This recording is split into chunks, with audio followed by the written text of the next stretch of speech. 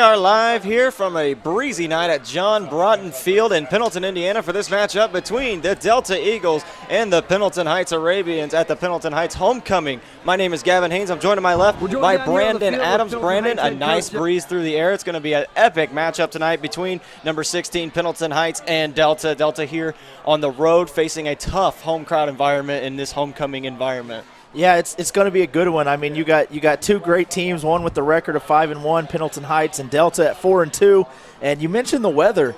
You know, it's been pretty hot for football season so far this year, and tonight actually feels like football weather. And we have a man down on the sideline, Ryan Painter, who's actually going to give us some information regarding that weather today. Let's go down to Ryan. Hey, we're live down here on the Pendleton Heights football field. What a great Friday night for football, guys. We've had awesome weather all day today. As the sun's gone down, it's cooled down just a little bit. It's sitting at about 62 degrees, but it's supposed to get down to about 55. A little bit ago, we had quite a bit of breeze. That's kind of died down, so as you saw last weekend when Pendleton Heights kicked the winning field goal, if that were to come into play, I don't know that wind will be all that much of a factor. Look for a great night. There's an awesome crowd here on the Pendleton side at their homecoming. Should be a lot of fun. Back up to you guys. Thanks, Ryan. And the wind blowing from east to west, left to right here from the camera angle you can see right now. We also have an exclusive interview with the head coach from Pendleton Heights, Jeb Richmond, regarding tonight's matchup against Delta. We will now send you to that as well. We're joined down here on the field with Pendleton Heights head coach Jed Richmond. Jed, thanks for joining us. 5-1 start on the season, one tough loss against a pretty good New Pal team, but last weekend, last-second field goal against Mount Vernon. How do you guys feed off of that? Well, you know, I tell you, we're awfully beat up right now, so we feed really well, you know, because the kids, they showed a lot of resiliency, and it's that time of the season where everybody's fighting through adversity, and I think our kids the last few weeks have really, really done a good job. I mean, especially in comparison to where we were to where we are, so I'm pretty proud of them. When you see a team like Delta, they're almost kind of like a one-man show with Charlie Spiegel. Yeah.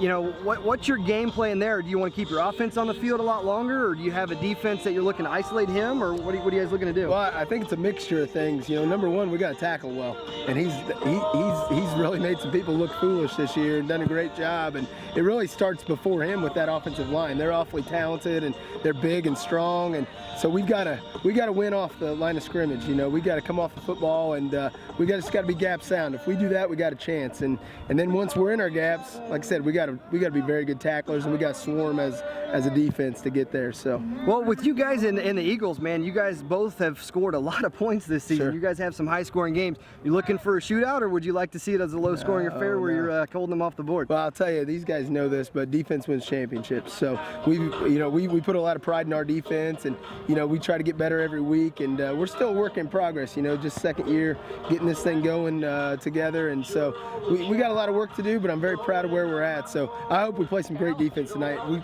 should be a capacity crowd, great atmosphere, homecoming, and you know, it's one of those things. I take a lot of pride in the little details, so I hope you see that from the team tonight. Speaking of homecoming, Pendleton Heights really just does it up right. I don't know of many schools in this area that, you know, you got a parade going on right now, and I think every bleacher spot is already reserved with blankets and everything like that. So, I mean, is it pretty easy for your kids to get hyped up for a game like that? I think so, man. It's a great community, you know, and it's when I took this job, we moved here, and it's a special place.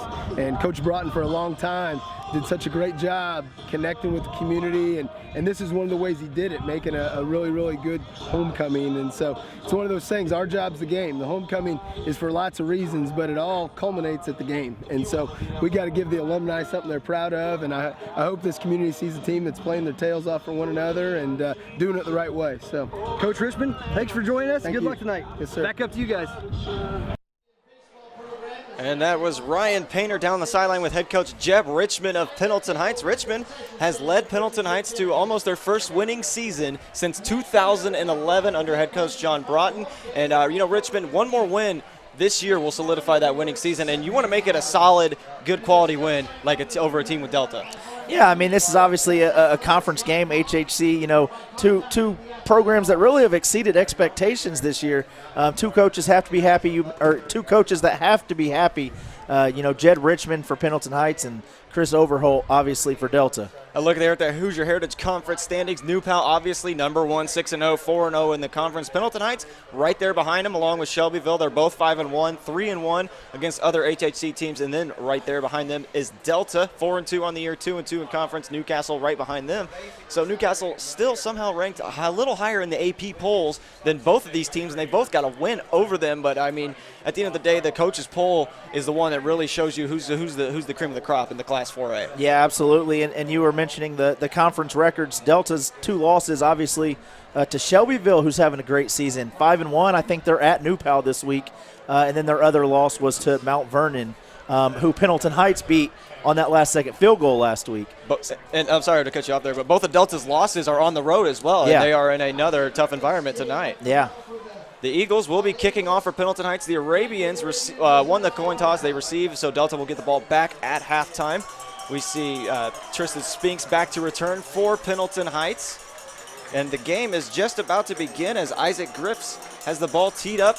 And we are underway from John Broughton Field. This ball could be going out of bounds, as it does right around the 25-yard line. That will be a penalty. Good field position for Pendleton Heights to start off their first drive. Well, I'm looking forward to this Pendleton Heights offense. Obviously led by Conkling. 6'4", 200 pounds. That's a good-sized kid to lead this offense. And as you get a look at the 6'4 junior, 914 yards on the season and 13 touchdowns. Hardly any interceptions this season, just 3. That's a really good touchdown to interception ratio is 13-3. Yeah, I think Pendleton Heights, they pass the ball a little bit more. Delta obviously known for running the ball. I'm really looking forward to seeing the stud Spiegel tonight. Spiegel will be all over the field for Delta. Eli Pancole will be the receiver to keep an eye on for Pendleton Heights. 455 yards through the air and 11 touchdowns on the year. Really broke out against Greenfield Central with 4 touchdowns. I was here to call that game. And I got to tell you, Pancole really showed his stuff in that matchup. It's his first year playing football organized. So yeah, and he's a big kid too. I mean, I'm wondering how the coaches were able to not get him on the field sooner. 6'4", 185 pounds. That's another big kid. Basketball is definitely his forte, but yeah, they stole him away a little bit for this football season. Well, Delta runs for an average 380 yards a game. Pendleton Heights average 181 per game. The Eagles will re-kick as Pendleton Heights will just down it immediately right at the 37-yard line, maybe the 36, and the offense will shut up shop. Taylor White in this game will be someone to keep an eye on, along with Evan Douglas. They will be the running backs for Pendleton Heights in the spread form offense, and you got to think, with Taylor White missing a game against Greenfield Central, and now he's trying to get back in the swing of things. His tailbone was injured earlier in the year. You want to wonder if that's still pretty healthy or if he's going to be milking it a little bit. Well, we'll find out tonight against this tough Delta defense. They're kind of led by 2 juniors, Mason Hunt and Brady Pease, and they're going to not make it easy on him tonight. Conkling comes out from the gun. 1 receiver on the far side, 2 on the near side. In motion to the right is Aaron Candiano, the tight end. Takes the snap, handoff goes to Douglas. He goes right up the middle for a gain of 5 from the gun. Not a bad formation to start this game. You mentioned their high-powered running offense there, and we see it right off the bat. Evan Douglas was on the sideline for that one. Taylor White had the carry, so the first play for Pendleton Heights is a gain of 5 from a Taylor White handoff. We look at the Delta defense. Their leading tackler, Mason Hunt, is an inside linebacker, 6 foot, 220. I mean, he's really just the main tackler on this Delta defense. He grabs a lot of people. From the gun again, 2 receivers on the near side. Here's the snap and a handoff to Douglas. He goes far side and finds a hole, maybe a pickup of 3 yards before he is wrapped up on the play by Grant Simpson. Well, Douglas, averaging about 120 yards per game. I mean, he doesn't get the ball. He doesn't necessarily get the ball a whole lot, but when he does, he makes the most of it. Obviously, he's splitting carries with Taylor White. He's also he's the number 2 man in touchdowns for Pendleton Heights. Eli Pancole took that earlier in the year. As we mentioned earlier, a win tonight makes Pendleton Heights have a winning season, the first since 2011. Delta is actually hasn't had a losing season since 2011 as well, when they went 5-6. So Delta has been consistent for the past couple of years. Pendleton Heights kind of rebuilding after Broughton retired and Richmond come in from Lawrence North, as Pendleton Heights maybe gets a first down here by another Taylor White handoff, and he does. They will move the chains, and another Pendleton Heights first down. Well, Coach Richmond is showing what he wants to do early. He's playing some old-school power football and going right up the middle, and so far it's working. You're moving the chains, you're eating clock, and that's exactly what you want if you're an Arabians fan. Chris Overholt, the coach for the Delta Eagles, 12-7 on his career with Delta, took over for Grant Zagunda. We know how dominant he was in his career at Delta, just 204 wins and 61 losses. Conkling from the gun. Candiano goes down to the line of scrimmage as the tight end. Here's the handoff to Douglas, trying to go right up the middle. He's bounced back pretty hard there on the play by Mason Hunt, along with another Eagle. I didn't see the numbers. Yeah, that's the first that we've really mentioned Mason Hunt's name. You can see they kind of got tackled by a plethora of Delta Eagles defenders, but obviously led there by their leader, Mason Hunt, who came into this game leading the team with 71 tackles. 9:48 and on the first quarter clock and counting down, still a scoreless game. Pendleton Heights on their first drive. As we see Taylor White come onto the field, Conkling will be looking for something to bring to the offensive table. You know, Delta's defense, they are susceptible to a long pass here and there. We've seen that all year long. From the gun again is Conkling. Takes the snap. White is blocking. He's not going out on the pass. Pancol comes up with a nice reception at the 29-yard line of Delta, and Pendleton Heights was slowly moving into the red zone. And you called that one, partner. You said they were subject for a big pass here, and you see it, and none other than Eli Pancol, the big guy, goes up and gets it.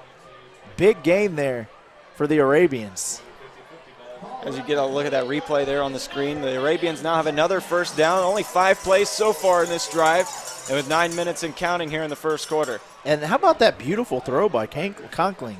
Yes, he always puts it right on the money most of the time. I mean, there's been a couple instances where he's underthrown receivers and it's gone for interceptions, but, I mean, he knows where to put the ball most of the time. Handoff this time to Douglas. He goes to the left side, has a good block, still rolling, and did he get into the end zone? The official says no, he is down just a yard short. Just a little short there, but what a run by Evan Douglas. That initial cut there, you're going to see it. He gets it right there. He makes that defender miss. I believe that was number 20 for Delta, Tyler Wilburn. Wilburn, 6'3", 205, just did not come up with the play. Cameron Levers had to make the tackle. But very good field position for Pendleton Heights. Just 6 plays through, and they're already at the 1. And this is a predicament where Richmond really likes to call upon Taylor White or Evan Douglas. Maybe even Joey Rios, who's in at fullback. They like to utilize the strong and weak eye formations to give those running backs an extra blocker. Here's the pitch to Taylor White. He goes to the right. Does not look like he crossed the plane, but the officials are going to have to make that call. Conkling was obviously over there with his arms up, hoping that they would call it. But obviously he was a little short as you see the replay here. And Rios doing a pretty good job blocking Wilburn there, but just a bit short. Well, the Arabians will have it again, 2nd and goal. Looking for their first touchdown with 7:50 to go here in the first quarter. Rios in at fullback. Conkling under center will keep it himself right up the middle. And that is a Pendleton Heights touchdown by Christian Conkling. 1-yard touchdown run through 7 plays.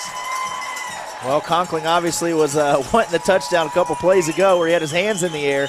They didn't give it to him. He said, you know what, I'll keep it myself, boys, and he does there. As you see the replay right here, gets right up behind those big offensive linemen, and they just push him right into that end zone. Thomas Quiroga coming in for the Pendleton Heights extra point. He won the game for Pendleton Heights last week against Mount Vernon. You think the win will play a factor in today's contest, as he will be kicking with the win right now. If he has to switch field positions to kick field goals, it could be rough for him in this one. He's got to have all the confidence in the world, though, coming into a game, right after winning a big game against a conference rival. And that one's up. Looks like it's good. But, kicking a game winner against a conference rival and then coming into that next game, he's riding a wave right now. He's on top of the wave, and he's got to be feeling good about himself. There's a good look at the Pendleton Heights student section tonight. They will be doing the green and white out, as usual, for homecoming theme. Their floats are always something to keep an eye on at halftime. I believe I did a homecoming game here. It was either last year or the year before. And I remember sitting here thinking, I'm impressed. These are some nice floats. It's definitely one of the highest quality homecomings in the entire state. You come to watch the football game, obviously, but you get a second show at halftime. It is impressive. If you've never made it out to a Pendleton Heights homecoming game, you should. Really good contest already. Pendleton Heights leading 7-0, 7:46 to go in the first quarter. This is a touchdown against cancer game. You used to see a lot of pink when I was in high school, but I guess they don't really wear so much now.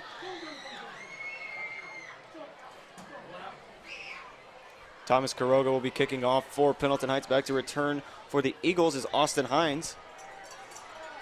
You know, talking about Pendleton Heights and the season that they're having under Coach Richmond, I mean, obviously their only loss was against New Pal, at New Pal on the road.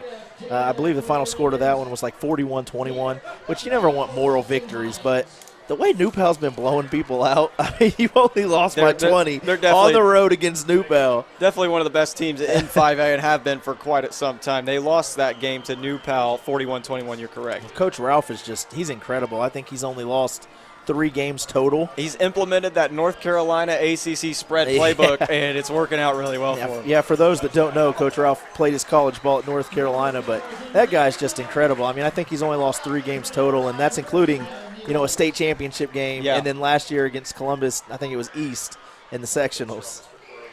Yeah, New Pal always is going to be one of the toughest teams that Pendleton Heights and Delta will have to deal with because they're in their conference. A lot of New Pal fans watching tonight as well. Yeah, there's a lot of good things going on in the HHC. You know, Mount Vernon, they got a new coaching staff this year. They brought a guy in that spent a lot of time coaching in college. They have a good offensive coordinator, Desmond Wilson. I mean, I think in a couple years you're going to see a lot out of Mount Vernon as well. A lot of good things in the HHC right now. Well, for the offense of Delta, we are going to see one man in particular, Charlie Spiegel, the younger brother of Joe Spiegel, as he takes the first handoff, tries to go right up the middle. Gets a pretty good chunk of change right there, 4 yards right there. Yeah, and Charlie is doing a darn good job making a name for himself. You see a good look at him right there. He's only a sophomore, and he's got to be up there. I don't know the exact number, but he's got to be up there in the top of the state in rushing. Well, in the top 10 in rushing, he has scored 144 of Delta's 212 points this season. And his older brother, Joe, is actually the leading rusher in school history, so he's chasing him, and imagine that Thanksgiving conversation. Oh, yeah, he's saying, move over, brother, I'm coming for you. Spiegel in the backfield next to the quarterback, Zach Garner. Here's a pitch to the right. There goes Spiegel, losing a couple of his defenders, picks up a nice first down. Well, good run there. Finally brought down by, I believe, was that Taylor White? Taylor White is a good two-sided player for Pendleton Heights. He is the outside linebacker. Actually, I believe he's an inside linebacker. So you see the good run there on that replay by Spiegel. Taylor White and Anakin Allison coming up with the tackle. Allison, one of the leading tacklers for Pendleton Heights. Only 1 interception on the year, though, and that was against Greenfield Central. As we see Garner from the gun again. Another give to Spiegel. He finds his hole. Gain of 3 or 4 yards. A big offensive line for the Eagles out there. I mean, you see Evan Hill, who's 6'1", 250 as a sophomore. Oh, yeah, and if you ask, I'm sure if you were to ask Spiegel, you know, about his success, you can almost put any running back behind a good offensive line and they're going to produce. I mean, look at the Cowboys. I mean, they have one of the best offensive lines in football, and it don't matter who you put back there. I mean, they're gaining yards like crazy. Absolutely, especially when Elliott's back there. I mean, I just love it. I love it when the running backs actually give credit to the offensive line. Spiegel getting yet another handoff, his 3rd of the game so far. Gains 1 or 2 yards on the play. This defense coming prepared for the run today. Well, that Arabian's coaching staff, they know who's getting the bulk of these carries. I mean, you said it. Spiegel scored 144 of their 212 points or whatever it was, and you know who's getting the ball. You know he's their workhorse. They got to bottle him up, and that's what they're trying to do here early. During last week's matchup against Newcastle, Delta threw not a single pass. They didn't throw the ball at all. They ran the ball the whole game. If you have Spiegel, why not? From the gun again. Front 5 down. This one is going to be Garner keeping it himself, coming to the near side, shakes free of Allison and is wrapped up by Taylor White, but he will pick up a first down for Delta. So those are the two you will be seeing most of the night running with the ball in a read option almost kind of way, is Charlie Spiegel and Zach Garner. Yeah, and you see Zach Garner there. That play worked because Pendleton Heights defense was zoning in on Spiegel, and that opened it up there for Garner as he got to the outside and crossed midfield and got that first down. 3 plays for Delta, 2 first downs on this drive so far with 5 minutes remaining in the first quarter. Pendleton Heights leading by 7 for you viewers at home. That is a tight gun formation for Delta. Garner fakes the handoff to Spiegel, rolling to the right side, pump fake. He's going to keep it himself, gaining 5 or 6 and hopped over a defender, but I think he was out of bounds before he got the first. Well, Garner, he's a fun kid to watch. You got to keep an eye on him because, like I said just a minute ago, I mean, everybody they focus in on Spiegel so much that Garner's like, wait a minute, I can run this ball too, and you see it right here. nice effort there at the end of the play. Even tries to jump over the pile. He's a fun kid to watch. I'm sure Pendleton Heights will be having a talk with the outside linebackers. You know, watch for the outsides because that's where they seem to be running. They're hardly ever going right up the middle. I think we've seen one run up the middle. All the rest have been stretched to the sidelines. Yeah, using that speed. Here's a handoff to Spiegel. This one going right up the middle, gain of 1. See, the middle is all plugged up, but they find plenty of room to run side to side rather than north to south. And one reason I think Delta is so successful running the ball, if you pay attention to Delta, and especially their offensive line, how they're all in sync. If you watch, they all kind of go down and get set at the same time.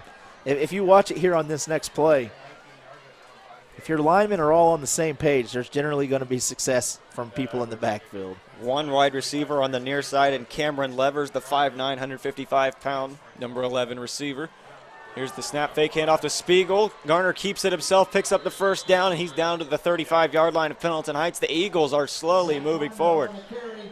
Yeah, and if you paid attention to what I said there on the replay, they all kind of have their hands. All the linemen have their hands kind of on their knees. And then, you know, as he says set, they all go down, and it just simultaneously, you know, it not only looks cool, but obviously it's successful. The entire line pushed the defensive line all the way over to the far side, and then you see the other backs coming in to make their blocks, and it just worked beautifully in unison. Good point out there, Brandon. Garner from the gun again, handoff to Spiegel. Play is blown dead by the official. I believe Pendleton Heights called a timeout. Yeah, looked like Coach Richmond was right there with the official, ready to make that timeout, ready to make that call. And how fun is this? This is an old school football matchup so far. A lot of running up the middle. Well, for Pendleton Heights, Delta taking it to the outside. It's just old school football, running the clock, scoring points. This is fun. Yeah, it's nice and early on too. I mean, once it starts to get a little colder, we might see some things change. I mean, the more colder it gets, the harder the hits become for the ball carriers, and you might look to throw the ball maybe more if you're Pendleton Heights, but we know Delta's probably not going to do that. They're just going to knit it and grit it and go. Well, you know, Delta's offensive coordinator, Shane Conley, he's kind of got it easy. He's give the ball to Spiegel and then just give him a little bit of room. You mentioned last week, I didn't see that in my notes, but they didn't throw one pass all last week. Nope, not a single pass. It'll be interesting to see if offensive coordinator Shane Conley for the Eagles opens up his playbook a little bit tonight. Delta's victories this year have come over Centerville 39-7, Jay County 28-19, Yorktown 42-12, and last week against Newcastle 56-49 in what was a very close matchup. High-scoring game. Yes, it was. Losses coming to Shelbyville 28-21, Mount Vernon 31-26. For Pendleton Heights, they defeated Muncie Central, Anderson, Newcastle, Greenfield, and Mount Vernon so far. Their only loss coming to New Pal 41-21. So, I mean, we mentioned earlier both of Delta's losses have come on the road. 1st and 10 for the Eagles from the Arabians' 35-yard line. Garner takes the snap, fakes the handoff to Spiegel, keeps it himself, and he's wrapped up immediately in the backfield. A big tackle by Timothy Gregory. Timothy Gregory in on that. I believe 54, Evan Sutter was in on that. A nice group effort there by the Arabians defense. Turns out it's a good timeout by Coach Richmond. He saw something there that he didn't like, and he corrected it, and he was ready for that play. The first quarter's clock is slowly winding down. 3:25, 2nd down and 11 to go for Delta. Lining up on the near side is Wesley Stitt, the wide receiver. We'll see if the Eagles attempt a pass this week. It'll be interesting to watch. Stitt only has 131 receiving yards on the season, but he is their leading receiver. Handoff this time to Wesley Wood, and he's wrapped up big time in the backfield. Gregory again. Well, I don't know what Coach Richmond said during that timeout, but it obviously worked. So it is a long 3rd down for the Delta Eagles, and you got to imagine this is a passing situation. I mean, you got a great running back in Spiegel, but can he push for that much yardage on 3rd down? And we've seen it before. He's definitely capable. Nothing would surprise me. 3rd down bells chiming here from John Broughtonfield. 2:30 to go in the first quarter. The Eagles have a 3rd down and 17 to go. Garner from the gun. He's looking to throw under pressure from Candiano. Gets away, fires it out of bounds. So that is a big-time save there from Garner. But Aaron Candiano came in from the near side and was just looking to hit him from his blind side, really. Really not a bad play call there if you're Delta, but, I mean, Pendleton Heights was pretty much ready for that.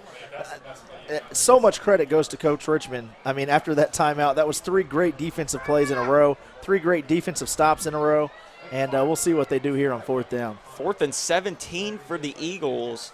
They could punt here to force Pendleton Heights into deeper field position, but it looks like they might be going for it. And that is the call as we see Garner come onto the field.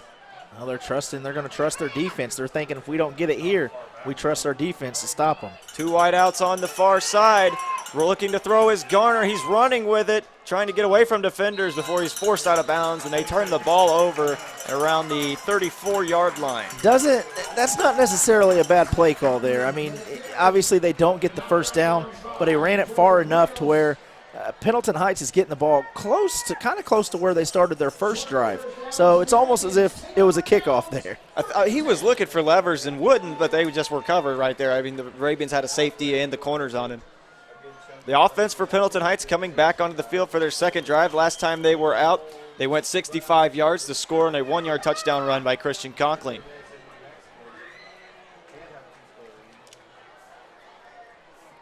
The Arabians offense out in the gun. 2 receivers on the near side, 1 on the far side. Conkling keeping it himself, rolling over to the far side and runs out of bounds for maybe a pickup of 3 yards. Flag down on the field around the 36-yard line of Pendleton Heights. I'll wait and see what this call is here. So we see the officials talking it over there. And looks like it's talking into a microphone, but I don't hear nothing. Holding on the defense, or excuse me, the offense, pardon me. So that'll be a 10-yard penalty for Pendleton Heights. Well, that works out even better for Delta. As you look at the replay, I couldn't really, it looks like it might have been on, oh yeah, there it is right there, number 54 for Pendleton Heights, Evan Suter. He was definitely the one holding on 72, Lee Doherty. Lee Doherty, a 6', 230 defensive lineman. I mean, you can see why he might be holding. That's a big boy. Good work by our cameraman up there getting that shot there for us. We see Pancol and Spinks on the near side for Pendleton Heights. They come out in the weak eye formation. Handoff this time to look maybe, I think that was Evan Douglas. Gained maybe 2 yards on the play, but still going to be 2nd down and long for Pendleton Heights. Great tackle there by 44, Grant Simpson, only a sophomore. You know, I mentioned earlier that, you know, both coaches are kind of exceeding expectations. Delta has had a great, 5 or 6, 7 years, whatever it's been. But, they have a young team, and that's why I say that, at 4-2, I don't want to say that they're exceeding expectations when they've been doing well in recent years, but with such a young team, I mean, I think if I'm Coach Overhaul, I'm happy at 4-2. That's Mike Wilkins, the one of the assistant coaches for Pendleton Heights, was saying the same thing to me right before the game, that they just they don't realize how young they are and how talented they can be in the future. Oh, we got a reverse. Reverse handoff this time with Anakin Allison, and he's down the sideline. Look at him go. Forced out of bounds around the 43-yard line of Delta. Great run there by Allison. I can see his dad, Chris, right there below us. He was actually named after Anakin Skywalker's dad's a huge Star Wars fan. Really? Yeah, named after Anakin Skywalker, showing some speed right there, using the Force. Well, Allison, nice stiff arm. Allison actually leads this team in tackles, and you can see what he can do right now with the ball in his hands. Great play there by the Arabians. So Anakin Allison with a big first down on the reverse to the far side. The Arabians have the ball at the Delta 45-yard line with a fresh set of downs. I believe that was Wesley Stitt, too, for Delta that saved that touchdown. From the gun again is Conkling. We see Spinks and Allison on the near side. Here's the handoff to Taylor White. He goes right up the middle for a pickup of 7 or 8. Nice rumble there by Taylor White. Got behind those big men and just did his job. They're knocking out yards short, I don't want to say short, but nice chunks at a time. And not only are they moving the ball, they're running the clock. Consistently as well. Evan Douglas, the fresh set of legs, running on for Pendleton Heights now. 2nd down and 3 with under a minute to go in the first quarter at 50 seconds and counting down. Arabians leading 7-0. You see Taylor White and Douglas in the backfield. Here's the snap. It's a handoff to White. He'll try and take it to the far side. I think he got the first down there by just a yard. Yeah, looks like he got it. Just kept them legs moving. If you're a young kid watching this game at home or on tape delay, however you're watching it, if you're a young kid watching this game, just watch how he just keeps his feet moving. Anytime you're a running back, receiver, anybody that has the ball in your hands, keep those legs churning, man. You're always going to produce yards. He follows his line, finds the hole, and then attacks. Joey Rios coming on the field, so extra legs coming in fresh consistently for Pendleton Heights. Jeb Richmond keeps them legs fresh. We're moving in at halfback and wide receiver. We see Spinks on the near side with Penko on the far side. Rios and Douglas in the backfield. Conkling with the snap, fakes the handoff to Douglas. He's looking to throw, fires a deep bomb for Penko in the end zone, tipped and incomplete. They both went up for it. I like that. I like the aggressiveness throwing it to the end zone there. He gave his guy a chance to get that ball. As you see on the replay, Conkling doing a very good job of sitting in the pocket and then just firing a long bomb, but Peyton Lehman had that all wrapped up right there. Actually, it looks a little bit like Penko kind of turns into a DB there. Looks like he almost kind of broke up that interception. Well, dude, keep in mind, Brandon, this is his first year playing football. He's not used to like all the things that maybe Spinks or Peyton Burmeister have been used to as playing a wide receiver role. Right. So we see two receivers on the near side for Pendleton Heights again, and Allison and Spinks. Penko on the far side. Here's the snap and a handoff to Douglas. He goes to the right side, follows his blocks, gains about 8 on the carry. Well, that's a nice run to end the quarter. They're going to head into the second quarter with a lot of momentum here. As we head into the second quarter, we will take a quick break. Pendleton Heights is leading 7-0 over the Delta Eagles here at the Pendleton Heights homecoming. We'll be right back on 9 Star 9. In the Pac-12, it's all about the fight. The enemy has a beat on you, so you bear down with clenched teeth. Without warning, you unleash a stampede. You fight for your pride. You fight for your colors. You fight on to live another day.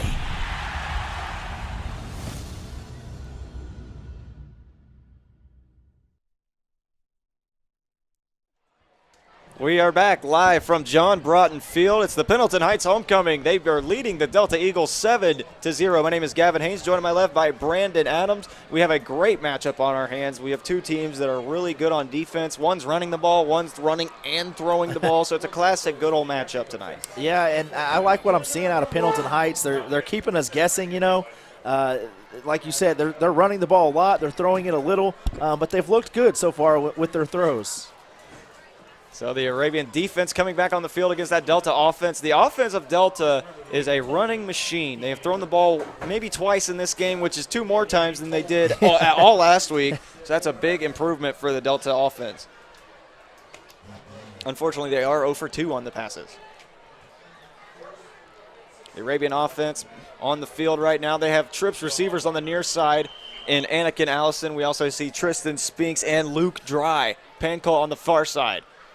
Conkling is going to keep it himself and run right up the middle, and a quarterback draw picks up the first down, and he is at the Delta 21-yard line. A nice run there by Conkling. He's showing us what he can do with his legs tonight. And Conkling is limping a little bit after the play is over. He's hobbling. We will see someone come in for just a second. It looks like it's going to be Kirby Hess. He's a sophomore, 5'10", 150 pounds. Well, Kirby, next man up. Here's your chance. Let's see what you got. Conkling, probably just a little stinger right there, but he'll most likely be back. We see assistant coach Tyler Larkin tending to him and the athletic trainer. But nonetheless, we have a new quarterback in the game for Pendleton Heights, Kirby Hess. Here's the snap and a handoff to Douglas. He tries to go toward the near side and picks up nothing as it's a still 2nd down and 10 for Pendleton Heights. Good stop there by the Delta defense. Lee Darty, big senior, leading the way on that tackle. Kirby Hess still going to remain in the game for Pendleton Heights as the quarterback as they tend to Conkling on the sideline. He is walking around with the athletic trainer. But we haven't seen too much of Hess this season.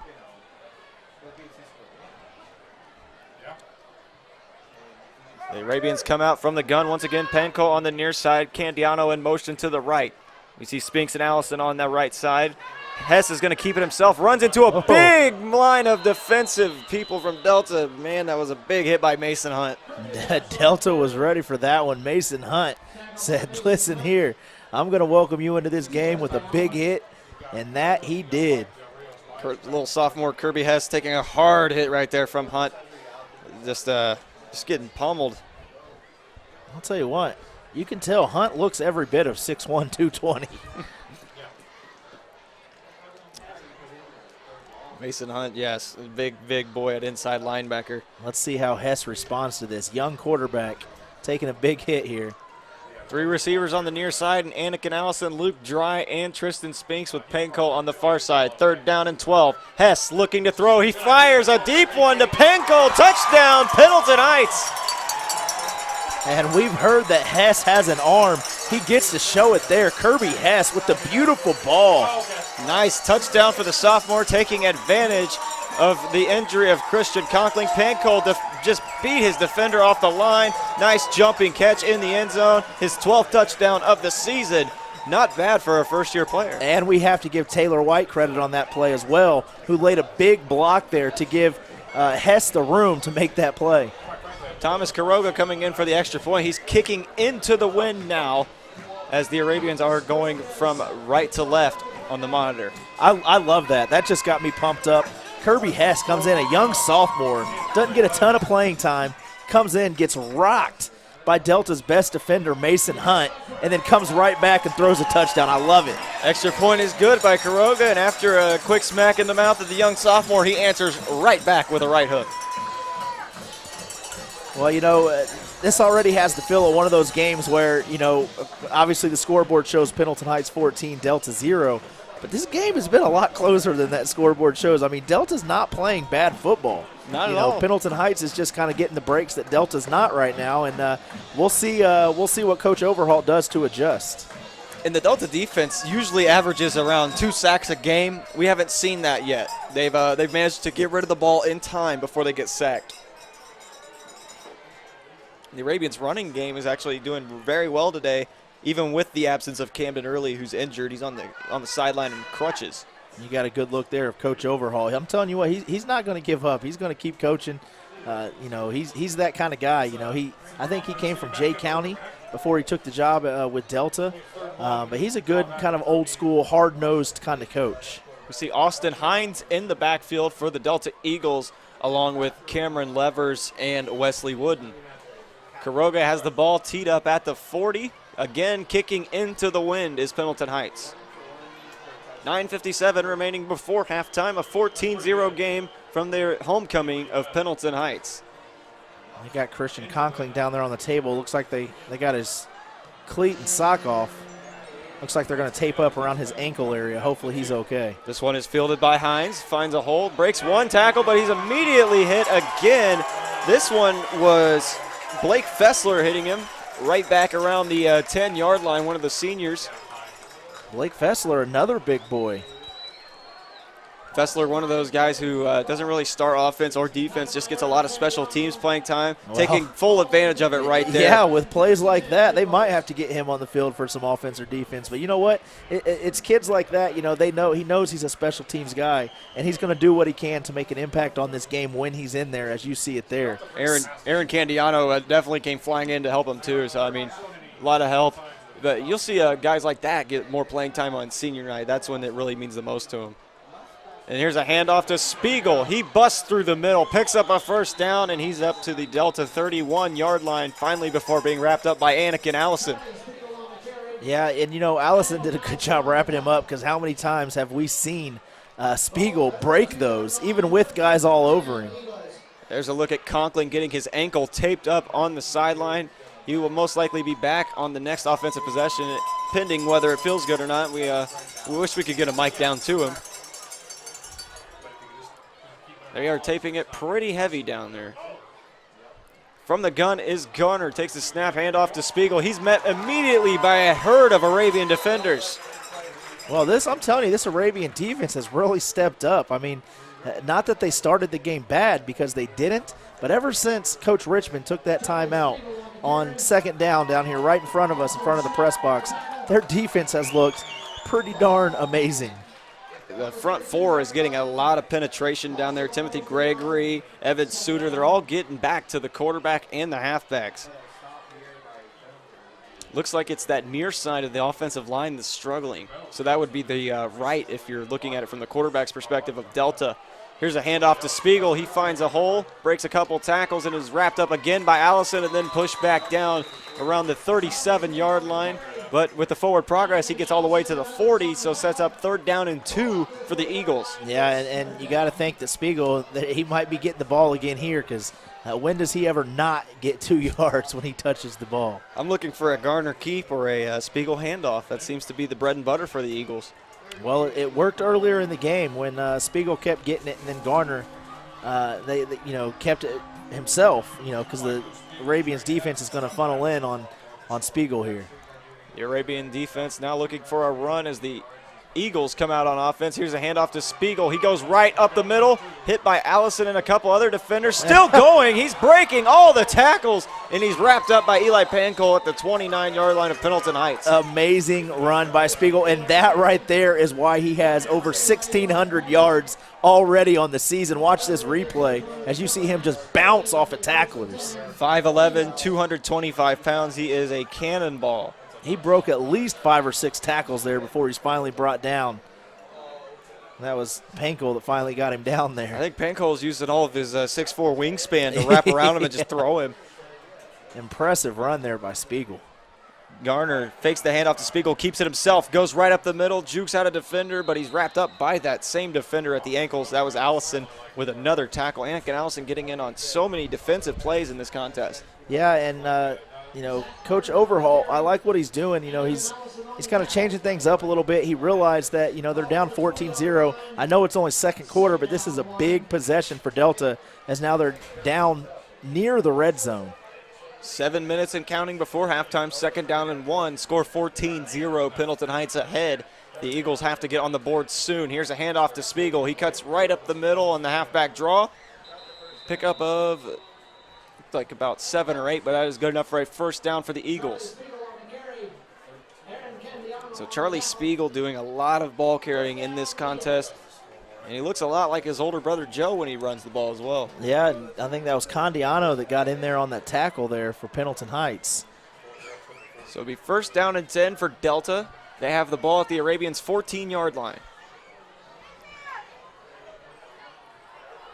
We see 2 receivers lining up on the near side.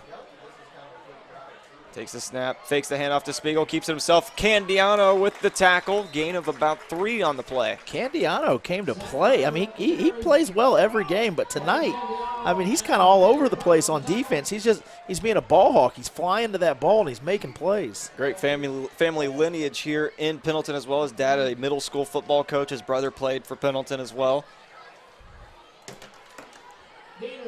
There's a good look at Zach Garner, the quarterback for the Delta Eagles. I'm not used to Delta's helmets looking like this. They always had the old Michigan helmets when I was seeing the Eagles. Garner takes the snap, handoff to Spiegel. He goes right up the middle, still going just short of the goal line, however. Should be 1st and goal or rather just 3rd down and a little bit short of the 1st down marker.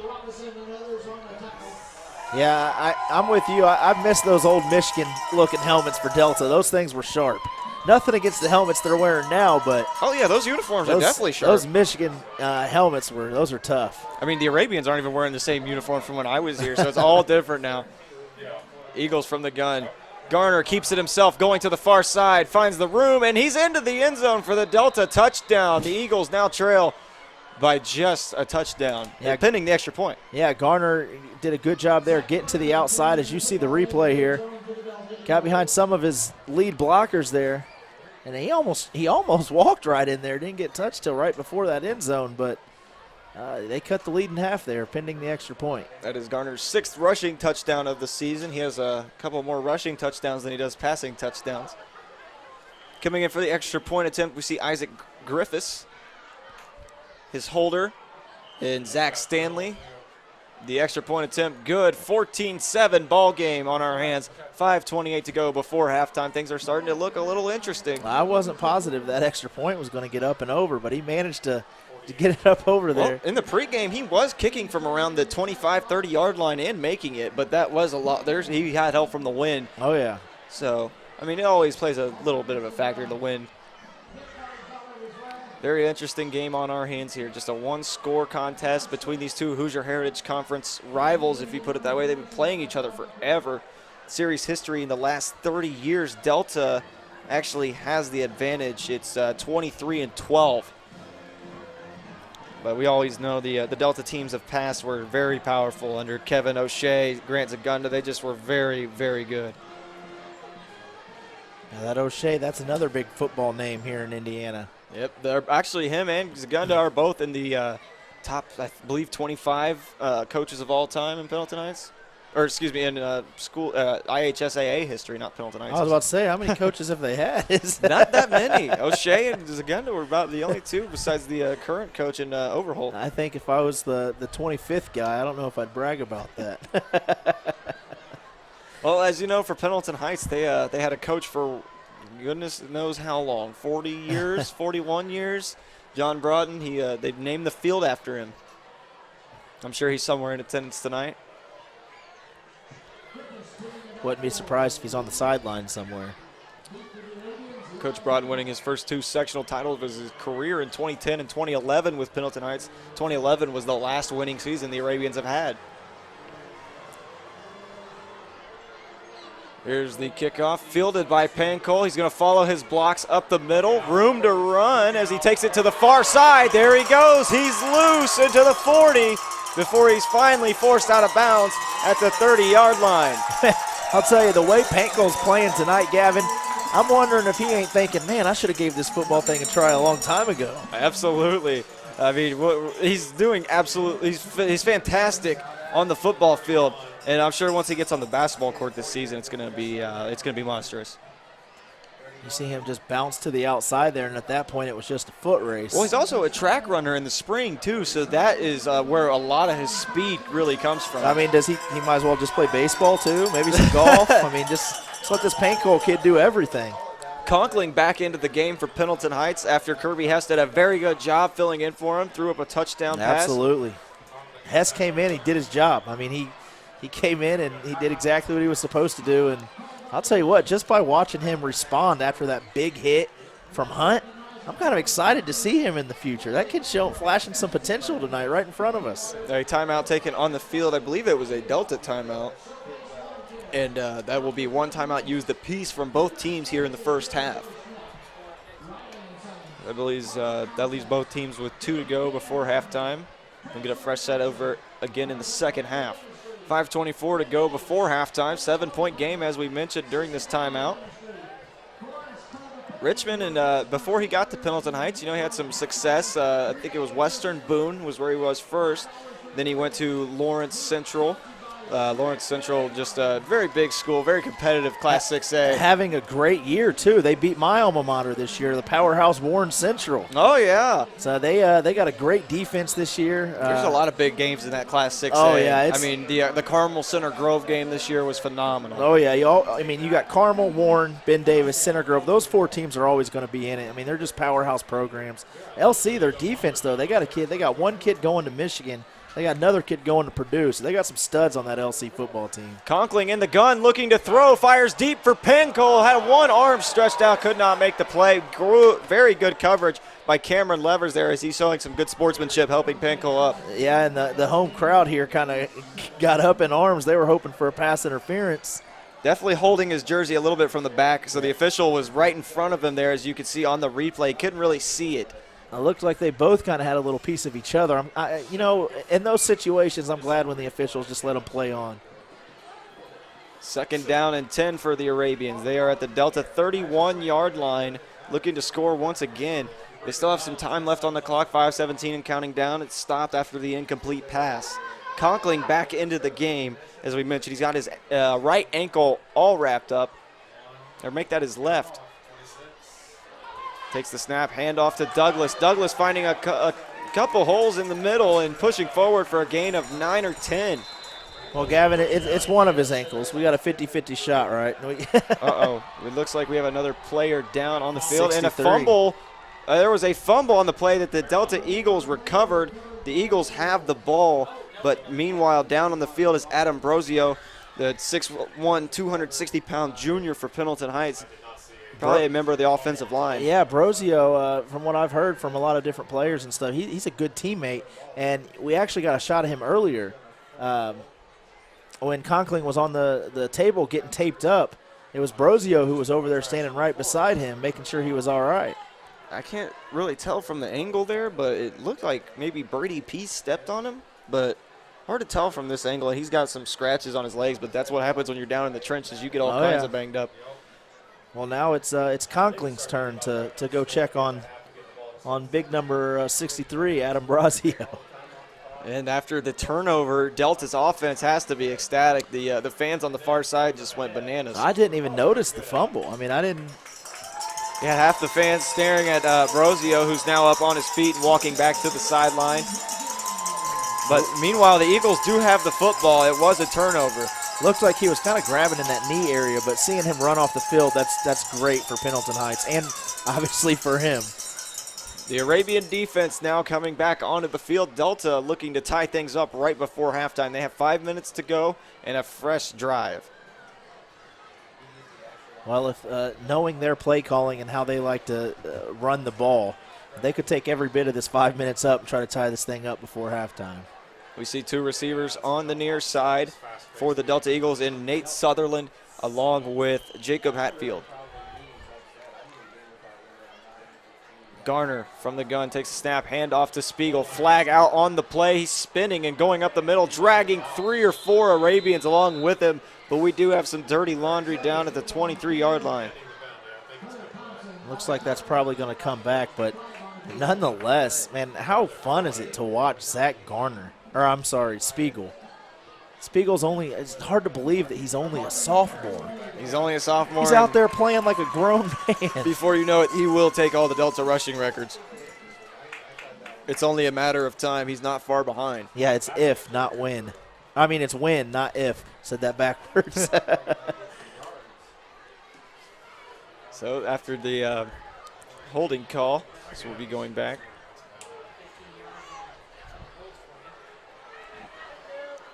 Be a long first down for Delta here. 1st and 20, and they are working out of their own 11-yard line, maybe the 12. They put 2 receivers on the near side once again, and Wesley Stitt and Nate Sutherland. Garner takes the snap, keeps it himself, rolls to the near side, goes backwards, and will pick up maybe 3 or 4 yards on the quarterback keep. Did a good job cutting back to the middle of the field there. He had nothing opening up for him going to the outside.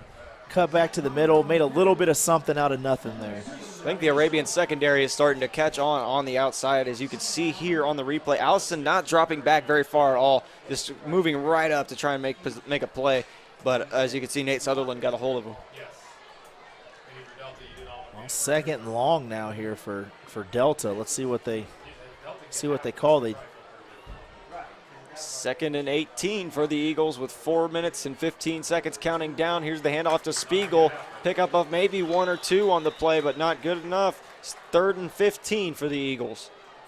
I wouldn't be surprised to see that same exact play. And you saw the Eagles throw on 3rd down earlier in the game. In this sort of predicament, we'll see if that is the call once again.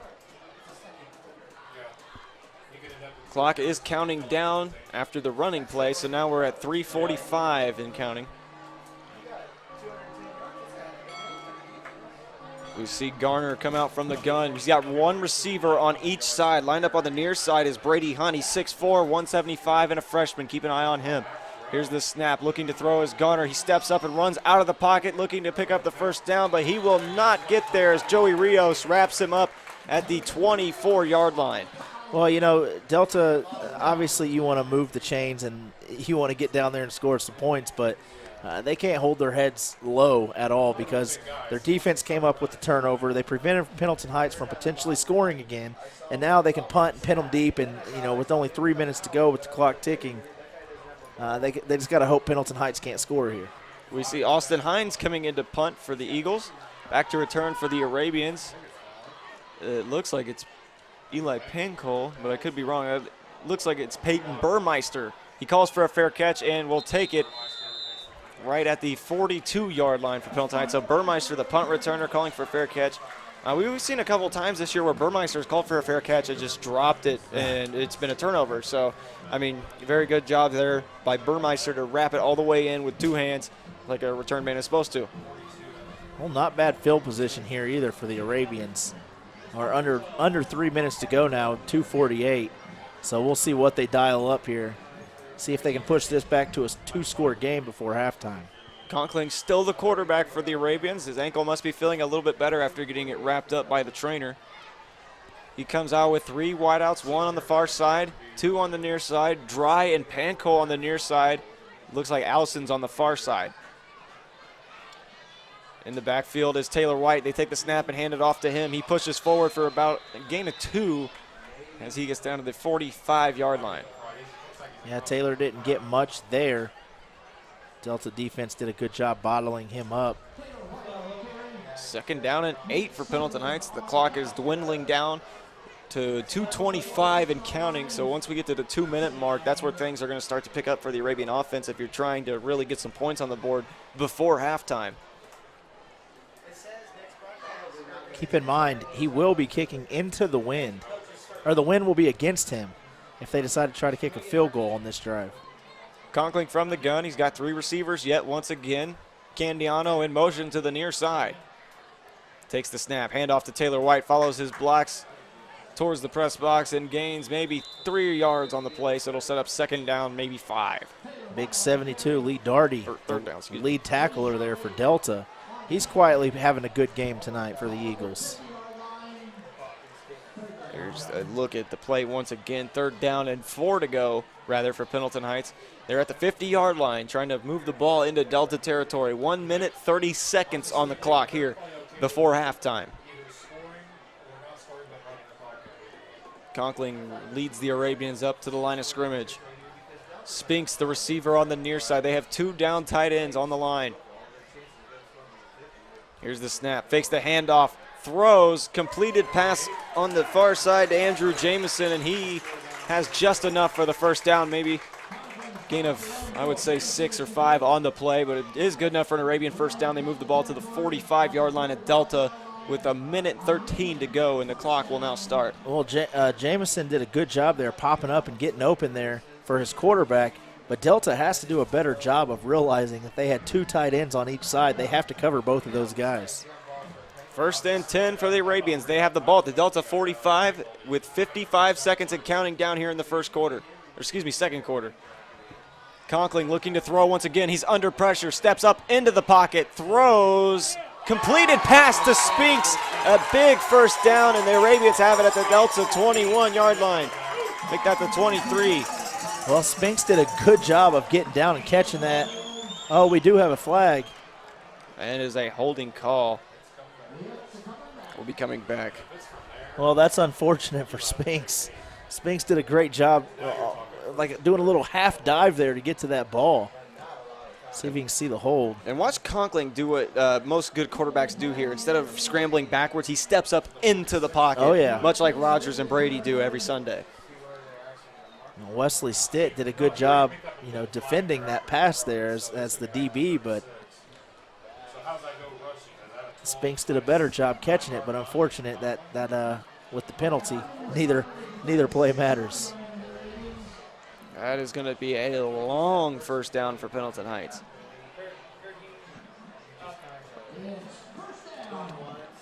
It'll be a 1st and 30 for Pendleton Heights. There's a look at Jed Richmond, 8 and 9 here with Pendleton Heights, 43 and 39 on his career. Defeated Delta last year in overtime, 31-28. From the gun again is Conkling. 3 receivers on the near side, 1 on the far side. 35 seconds and counting down. The clock's still winding.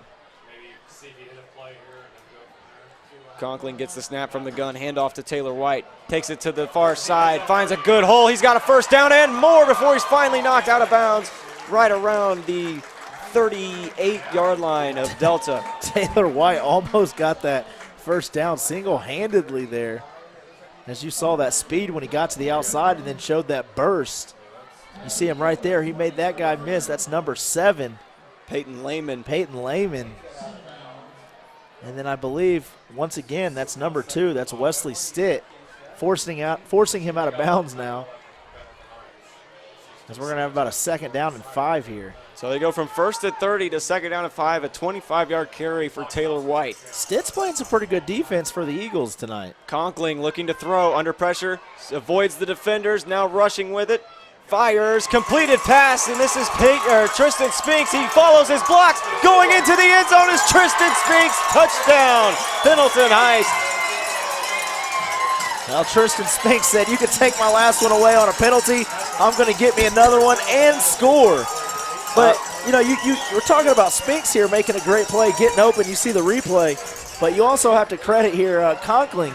Like you said, very Rodgers and Brady-esque, getting out of that pocket there and making that throw on the run. And then he lets his receiver do the rest. He made that look, both players made that look easy. Conkling made that look easy, as well as his receiver there, Tristan Spinks. Great job by Conkling to step to the outside and then just fire. And left just 8 seconds on the clock. 8 seconds before halftime. Extra point attempt from Quiroga on the way. And it is good. The Arabians are up 21-7 with 8 seconds before halftime. The Arabians did win the coin toss. They were elected to receive, so Delta will get the ball back at halftime. Good news for the Eagles, who will be looking to make a comeback here in the second half. Well, that 1st and 30 is going to be biting Delta in the butt. Unfortunately, you know, any good athlete will tell you have to have a bad memory. They're going to have to forget about that, move on, keep playing the game, finish this one out. But if they go on to lose this game, that 1st and 30 run by Taylor White is going to be a real pain to them. The Arabians will be kicking off to the Eagles with 8 seconds remaining before halftime. We see Austin Hines back to return. There's a look at the score for you viewers at home. Good look at the Pendleton Heights crowd there, too. Real amped up crowd here tonight. Also, when we come back from halftime, we will have some scoring updates from the other games around the Hoosier Heritage Conference. Quiroga has the ball teed up at the 40-yard line on the near side hash marks.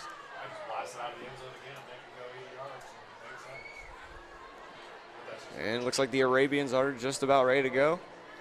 Beautiful half moon tonight over John Broughton Field.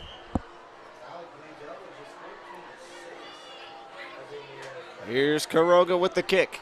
And this one is a little squib kick fielded by Wesley Stitt around the 35-yard line. He's going to try and advance with it. Moves up to about the 41-yard line of the Eagles with just 4 seconds left, so I imagine a Hail Mary would probably be the call here. Yeah, you know, not a bad return by Stitt. I mean, he kind of got him in a position where if they choose to throw a bomb here that they can now, still 4 seconds on the clock, whereas if he would have just went down right where he was, it would have been 10 yards further back.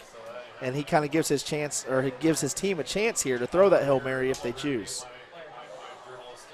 And now we see Zach Garner lead the Delta offense out to the field with just 4 seconds left. Could be just a run, could be a throw. And they might just down this one. No, they're going to run a play here. Takes the snap, handoff to Spiegel. Spiegel finding a hole in the middle, but time has run out, and he is brought down right before halftime. So as we head into halftime, the score on the board here at John Broughton Field, Pendleton Heights 21, Delta 7. What was supposed to be a very, very close matchup is now starting to run away from the Delta Eagles.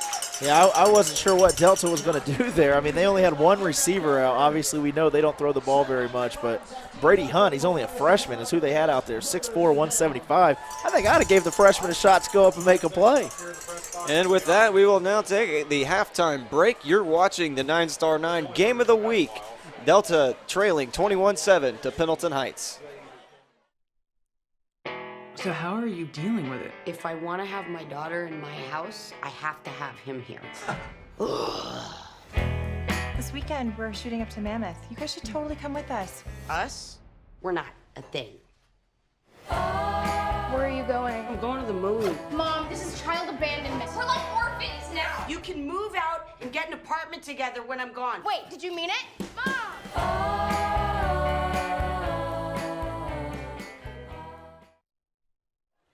And And we are back live from John Broughton Field. About 25 seconds remaining in the half. Pendleton Heights leading 21-7 over the Delta Eagles. My name is Gavin Haynes, joined to my left by Brandon Adams. Great matchup so far. Pendleton Heights scoring right before halftime with a touchdown pass to Tristan Spinks. So basically all we've seen in this contest is Delta's going to run the ball, Pendleton Heights mixing it up, using the pass game to their advantage. Yeah, and not only are they mixing it up, they mixed it up with quarterbacks there. When Conkling got hurt, it was Hess that came in, the sophomore, and so far that's what I'm impressed with most in this game, was seeing him take that hit and then respond with a touchdown pass on the very next play. We look at the stats for both of these teams in the first half. Delta ran for 145 yards. They had 0 passing yards in the first half.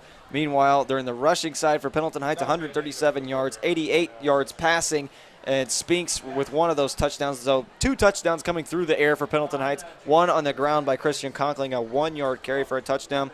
We've seen just 4 penalties throughout this whole game. It's cost Pendleton Heights 29 yards in penalties, but Delta just 14.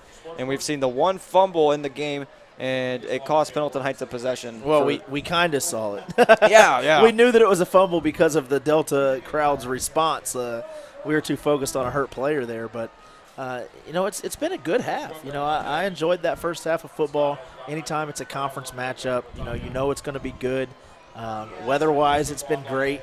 Crowd-wise, it's been great. It's just been an overall good night for some football. A couple scoring updates from around the Hoosier Heritage Conference. New Pal leads Shelbyville 42-14 at the half. Meanwhile, Greenfield Central leading Yorktown 14-6 at the half. Still looking for a score on the Mount Vernon game for you folks at home.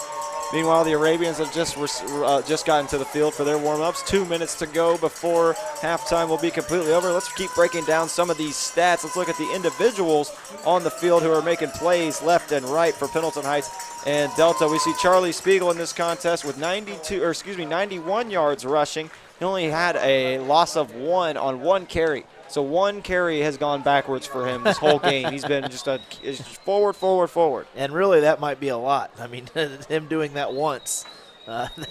There's a lot of games he does that 0 times. Zach Garner in this contest 0 for 1 passing the ball. Meanwhile, on the ground, he's run for 60 yards and a touchdown, the only touchdown for Delta in this contest. You look at the other side of the ball for Pendleton Heights. In this contest, Taylor White 8 carries for 49 yards. Evan Douglas 7 carries for 51 yards. Conkling has the 1 rushing touchdown with 6 yards on the ground. Through the air, he's 3 of 5 for 88 yards, 2 touchdowns. So terrific passing by Christian Conkling in this contest. Coming in, we were wondering just how good he would be throughout this game. He left a little early with the ankle injury. We saw the backup Kirby Hess come in and throw a touchdown pass for the Arabians early in the contest, and Kirby Hess really was the big starter. Yeah, he's the one who kind of got him, jumped him, and kind of gave him that spark. I mean, not taking away anything that Conkling or any of the other Arabians did, but, I mean, him coming in and throwing that pass and I'd say the big 1st and 30, the 25-yard run on 1st and 30, to me are the 2 big plays of the first half. Yep, Taylor White on the ground has been really the main ball carrier in this contest for Pendleton Heights. Just 1 more carry than Douglas, but they are sharing the ball very well between the 2. So just 19 seconds and counting down before the half is over. We see Aaron Candiano meeting down on the field with Charlie Spiegel. I wanted to call him Cameron for some reason. I'm enjoying a nice Mountain Dew, as you can tell down there. It's you got to stay on top of things. You get a little tired up here. Hey, well, I got my water here. I'm being healthy. If my wife's watching, proof I'm drinking water here. Brandon's wife, he is being very healthy tonight. We'll give him that one. Yeah. We won't tell her about all the things I've snuck and ate, in between breaks. I didn't see you eat any K-Burgers, honestly. I'm like a ninja, man. I'm a ninja. Oh, that's awesome right there. Yeah. So as things get underway for the second half, we see once again Austin Hines going back to return for the Delta Eagles. We will see Thomas Karoga kicking off. Our next broadcast is a simulcast next Friday, October the 6th. Newcastle will be taking on New Pal, and that will be live from New Pal. Sam Wiederhaft and Jim Leisure have the call. Speaking of New Pal, I know we talked about them a little bit earlier, but just to tell you how good they are, I mean, think about it. I mean, Pendleton Heights' only loss this year was New Pal. Pendleton Heights 5-1. well, they're 5-1 now, but they went into that game undefeated. New Pal beats them by 20. They're playing Shelbyville tonight, who came into the game 5-1, and they're crushing them. I mean, there needs to be some competition for them. It's going to be interesting as they face the toughest team on their schedule in New Pal and Mount Vernon already as well last week. That was one of the toughest matchups for Pendleton Heights all year, being their biggest rival. So next up for Pendleton Heights, we will see them taking on, I believe it was Yorktown and Shelbyville. Greenfield Central and New Pal will be next for Delta, and we have a muffed kick return. Eli Panko almost got his hands on it, but Austin Hines comes up with it. The Eagles will be starting deep in their own territory at the 9-yard line. Yeah, that was Austin Hines, like you said, had a lot of trouble. If you watch the replay here, he had a lot of trouble fielding that ball, and he's lucky that he was able to get to it. You see the speed, like you said, of Pankel, he's been showing us his wheels all night long. Almost got down there and got that for the Arabians. The Delta offense coming back onto the field, led by sophomore quarterback Zach Garner, along with other sophomore halfback, 225-pound Charlie Spiegel. Spiegel in this contest running for 91 yards in the first half and no touchdowns. So we'll see what Charlie Spiegel is coming out here in the second half.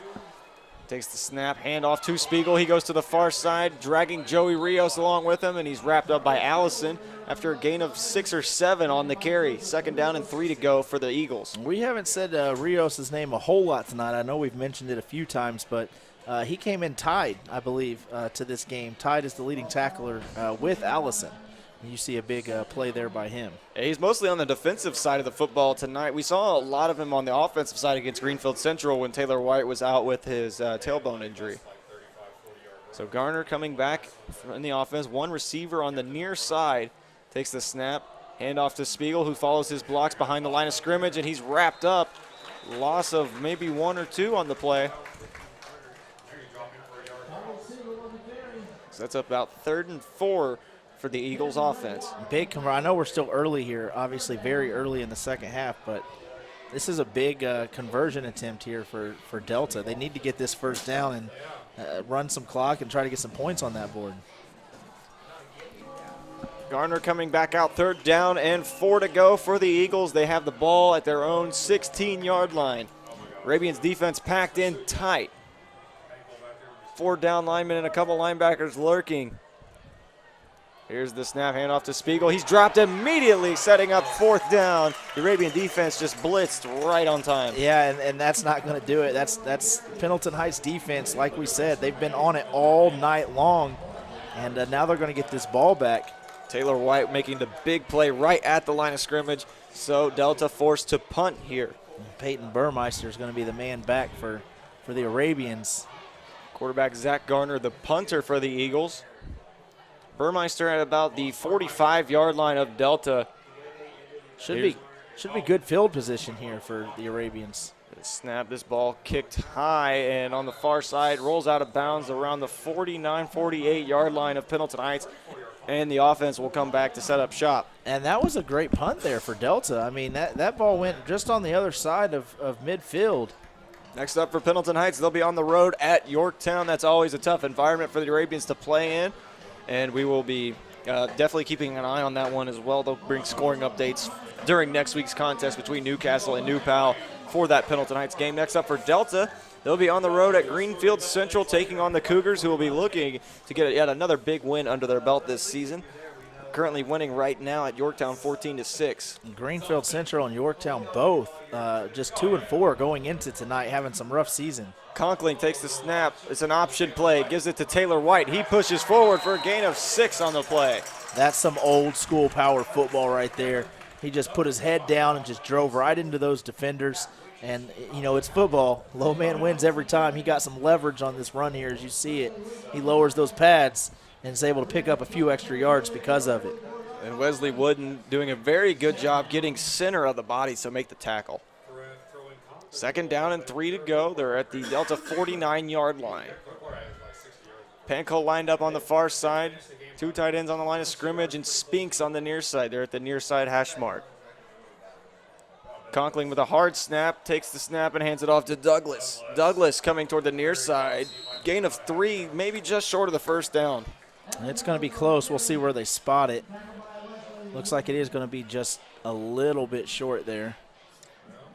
It's going to be awfully close, though. As you watch White plow into Brady Pease, the linebacker, just trying to make a good block. It's going to be 3rd and inches for the Arabians here. You think you'll see a quarterback sneak here by Conkling? Most likely you'll see Conkling just keep it himself right up the middle. Depends. Yep, they're coming out in the – it looks like the strong eye. He can pretty much just fall and get this first down. Conkling under the gun, takes the snap, There keeps is, it himself right up the middle, picks up the first down to the Delta 39-yard line. Good play there. Arabians chewing up the time of possession here in the second half already. 8:26 to go in the third quarter. The Arabians offense just slowly churning the ball forward. That's one of those plays, if you're a defender for Delta, that's one of those plays where it's frustrating because you know exactly what they're going to do, but there's really nothing you can do to stop it because they only need inches. 1st and 10 for the Arabians. They have the ball at the Delta 39. Conkling has 3 receivers on the far side, 1 on the near. Looking to throw, fires for Panko on the near side. He's looking to break free from 1 tackle and does so. Gets down to the 20-yard line of Delta. Big first down reception for Eli Panko. Panko's putting together a heck of a game tonight. Quick little hitch route, gets him right there, and advances all the way up to about the 20-yard line before he's knocked down by Brady Pease. Brady Pease, nice little diving tackle there. For a second there, you know, everybody in the stadium, at least all the Pendleton Heights fans, kind of holding their breath because Panko's the type of player, he can break it free almost any time he touches it. Conkling again with 3 receivers on the far side. They have the ball on the near side hash marks. Panko lined up on the near side of receiver. Looking to throw for Panko, but he's wrapped up in the backfield immediately by Nate Sutherland. Nate Sutherland said not this time as 12 meets 12 there in the backfield. As you get a look at the replay once again, he was lined up on the outside, just got a great jump on the play. Conkling was looking for that quick hitch to Panko one more time and just sacked him. And Sutherland's a guy that I had highlighted, you know, when I was doing prep work leading up to this game. We haven't called his name a whole lot tonight, but obviously gives us a glimpse right there of why he's one of the guys that I had highlighted. It will be 2nd and 15 for the Arabians at the Delta 25-yard line. Bad snap to Conkling, but he recovers it, holds on to it himself, and he's wrapped up big time by 4 or 5 different Eagles, a swarm of Eagles, if you will. And you see Hunt coming in there, big Mason Hunt. Conkling was already wrapped up, and Hunt comes in and kind of lays the wood. It seems like the Delta defensive coordinator has found a weak side in that defense. Tyler Wilburn blitzing from the blind side of Christian Conkling. So looking at it from the quarterback's perspective of Pendleton Heights, the left side of the offensive line has to do a better job of protecting his blind side. Absolutely. Good call there, partner. You know, football's all about adjustments, Gavin. And obviously Coach Overholt and whoever else, the defensive coordinator, made their adjustments, and it's working so far. And they line those outside linebackers up deep once again. Here's the snap. Conkling looking to throw, stays in the pocket, fires deep. It's in the end zone, but tipped out of play by Cameron Levers. He was trying to get the interception there. And I'm surprised that was not an interception. He threw that into double, maybe triple coverage. We'll have to look at this replay here.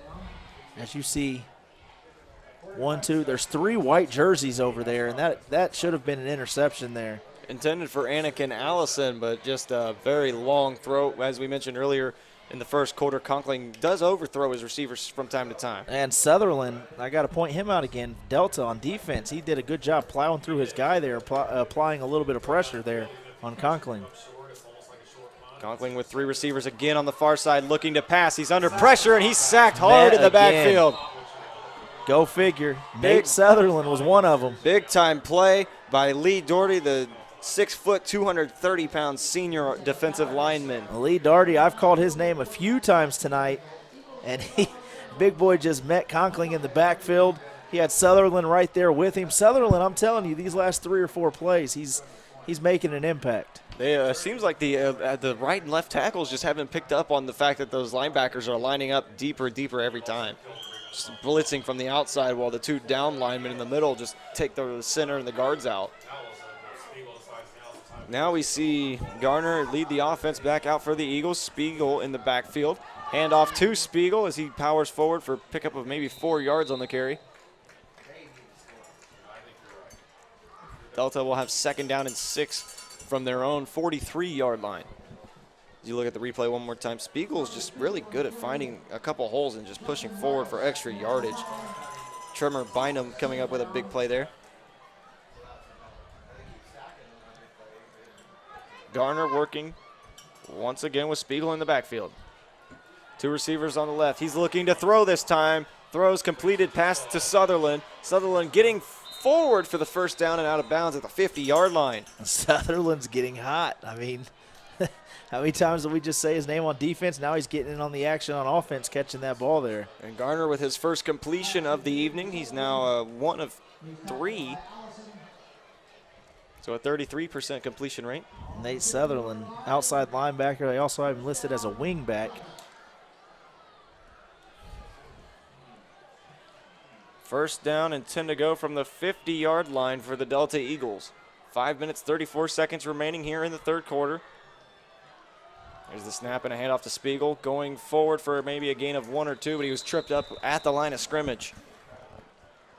So slow possession here for the Eagles. They are just slowly pounding away at the Arabian defense, just trying to get points on the board, knowing what they do best is the run game. Yeah, this third quarter's been going by pretty fast. And I'm thinking they're going to need to get some points on that board here soon.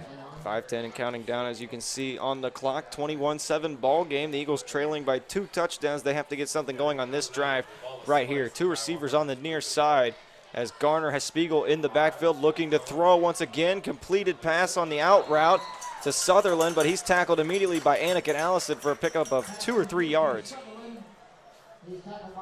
As you can see right here on the replay, Sutherland just goes on that out route. Garner rolls with him and gets it off, but he was under pressure from Candiano. He almost got his hand on it and deflected it. Yeah, Candiano did a great job. Sutherland getting a much-needed breather right now as he's kind of trying to put this team on his back.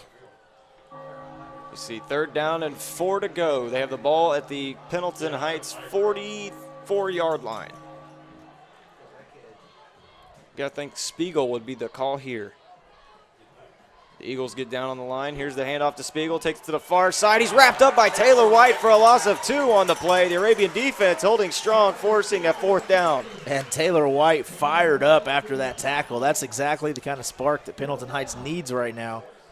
So you see there, all the linebackers are just starting to move in slower and slower every play. They're realizing that it's Garner and Spiegel who are really controlling all the tempo for the Eagles. You know Garner's not going to throw nearly as much as Conkling, so you got to anticipate run 95% of the time. Both these defenses has been very impressive tonight. 4th down and 7. Garner looking to throw under pressure, gets it off, and it's a completed pass. Unbelievable catch by Wesley Wooden. That's good enough for a Delta first down. Well, Wesley Wooden did a good job of concentrating there. He had to wait. He probably should have went and tried to go to that ball. He let it come to him. But either way, a good job of concentrating and bringing that in. Not only was the sideline there, sideline was almost like another defender, but he had a guy closing in on him and the sideline there. Good concentration by him. Anakin Allison making the tackle on the sideline. Delta with a fresh set of downs. 1st and 10 from the Arabians' 35. Fakes the snap to Spiegel. Keeps it himself, loses 1 or 2. Joey Rios and Taylor White in the backfield making a big play. Rios just flocking to the ball there. He was trying to get in on something. As you see him just kind of dive over the top there. Taylor White wrapping up at the ankles. Very good tackling. A lot of the times you go to tackle a guy at the ankles and he can really break free using his leg power, but you just got to wrap both of them up at the same time. That's the key. 2nd and 11 for the Eagles. We see Garner looking to pass once again. Fires deep into the end zone. Pankow just put his arms up. Oh, there's a penalty. And now we have Lennon down in the end zone. We will most likely see a pass interference call, but Pankow just really put his hands up because he's not used to turning his head and getting a glance at the ball yet. Got to turn them hips. We'll see what. And he's really fast. So, I mean, he's probably running into the wide receiver the whole time. Still waiting on the call here. What we obviously anticipate to be a pass interference. And the officials now having a discussion amongst themselves to figure out where the ball will be. The official call on the field is pass interference. On the defense will be Eli Pankow. I'd like to see a replay of that. Here it is here. Maybe. Garner was looking to throw. There was a little bit of contact right there, right Nope. before the ball was thrown, but there it is right there. Pinkel just kind of running on top of him with his hands up. Yeah, it looked like his hands were up there. It's hard to see that left hand there at first, right before it goes up in the air, and I think that's where they called it. Garner gets the snap, fakes the handoff to Spiegel, looking to throw again. Completed pass. This one over the middle to Logan Drown, rather. Logan Drown getting a first down. It's a freshman. Listed as a fullback and a defensive lineman, 5'10", 205. So the freshman getting in on the action here in this Delta attempted comeback. First and goal. The Eagles looking to put some points up on the board with 2:47 rather to go in the third quarter. Clock is slowly counting down now at 2:40. Garner gets the snap, handoff to Spiegel. He's trying to pick up the touchdown, but he's just short at around the 4 or 5 yard line. It'll be second and goal. Delta just mashing it in right now. Big number 57, Timothy Gregory for Pendleton Heights in on that tackle there. Really the only guy on the tackle. Here's a look once again. So with a second and goal, the Eagles have it at the Arabians around the 2 or 3 yard line. Garner and Spiegel off of the line of scrimmage from the gun. Let's see what happens. Here's the handoff to Spiegel. He's going to try and push forward, and he does. That's a Delta touchdown. It's 21-13 now with 1:58 to go in the third quarter. It was only a matter of time before Spiegel was going to find the end zone. As you see him do it right here on this replay. Got right in behind that big offensive line and just shoved his way right through. That is his first touchdown of the evening. Now has 100 rushing yards on the evening, 100-plus rushing yards on the evening. Coming in for the extra point attempt, we see Isaac Griffiths. Extra point is blocked, and it is no good, making this game 21-13 after the blocked extra point. The fans here on the Pendleton Heights side definitely making the cheer for that as we see the replay once again coming off of the edge. I believe that was Anakin Allison. And that was a bit of a high snap as well. So, yeah, the snap really didn't start off very well. Goes right behind him. Started as a high snap and then just a great block by a Pendleton Heights defender. Nonetheless, the score 21-13. The Arabians still ahead by 8 in this contest with 1:58 to go in the That's third. a big play. That's the third play, I believe, that's really making a difference in this game. I mean, I mentioned the other two earlier. The run on the 25-yard run on the 1st and 30, the touchdown pass by Hess that came in and scored, and then now that blocked extra point, which obviously could come in play here towards the end of this game. Yeah, Delta has put up points, but it seems like the momentum is just still pretty much on the Arabian side in this contest. The Arabians are practicing long snaps on the sideline now after that one. Teeing the ball up for the Delta Eagles, Isaac Griffiths, the senior. Back to return for the Arabians, Eli Pancall.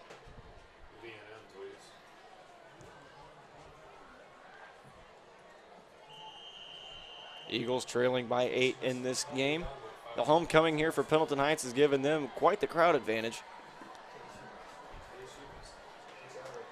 And Griffiths has the ball teed up at the 40. Here's the kick, squibbed right up the middle, falls on top of it. I don't think that went according to plan for Delta.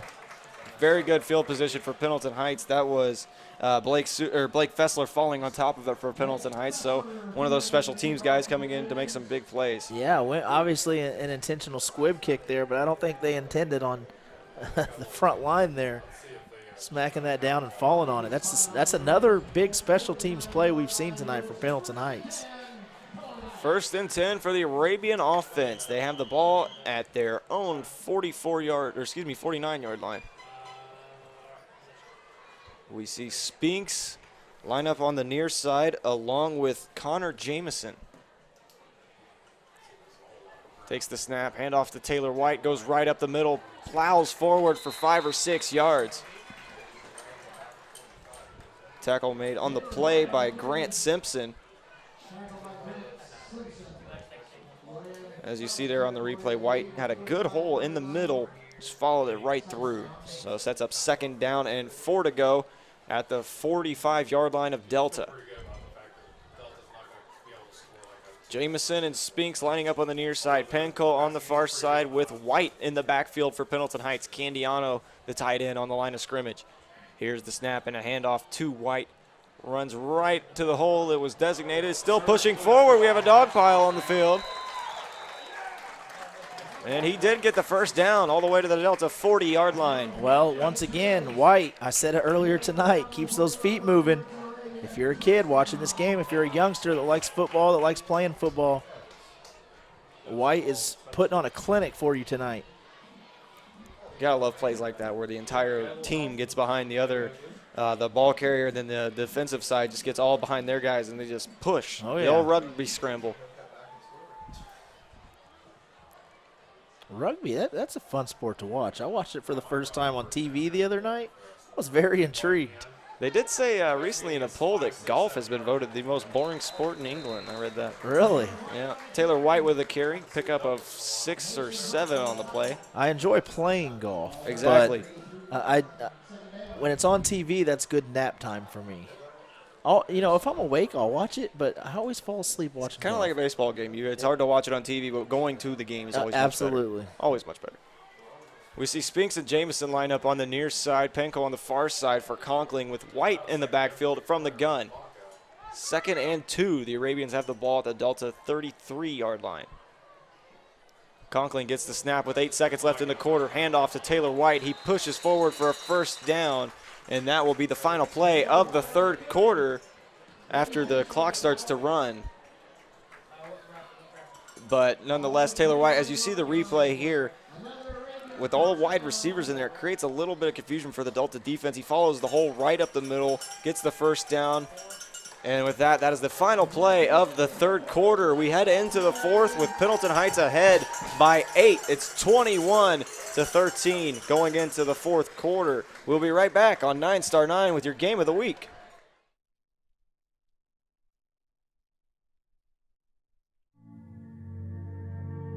A neighborhood drive-up builds their menu around locally sourced foods.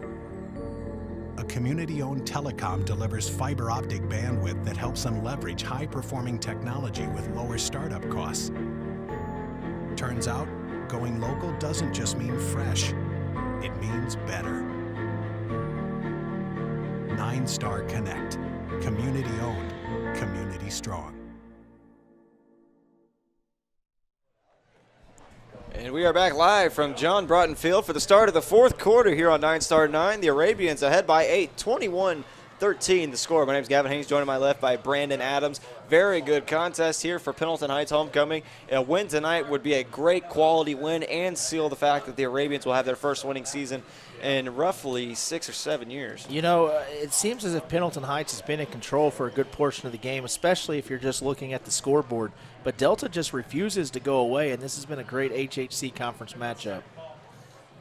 The Arabians have the ball at the Delta 29. Here's the handoff to Taylor White going right up the middle.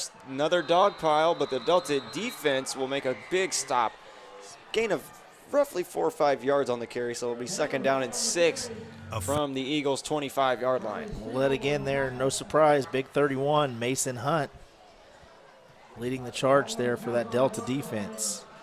The final 12 minutes of the game are underway. The Arabians are up by 8. The Eagles still looking to mount the comeback as usual. Penco lining up on the near side. Far side is Spinks and Jamison at receiver.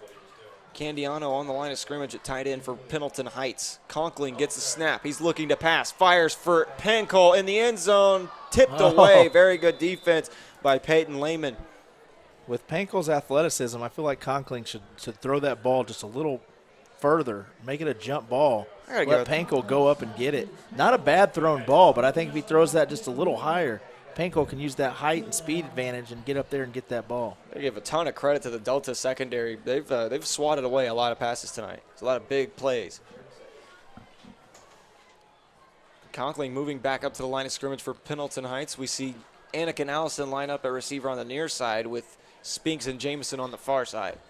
Conkling takes the snap, handoff to White. Going to the far side. He's met immediately by the defender in Wesley Stitt. Very good play by the 5'10", 155-pound sophomore. Stitt he's made a lot of big plays tonight. We haven't called his name in a while, but he had a nice run of defensive plays there in the first half, and now we're calling his name again.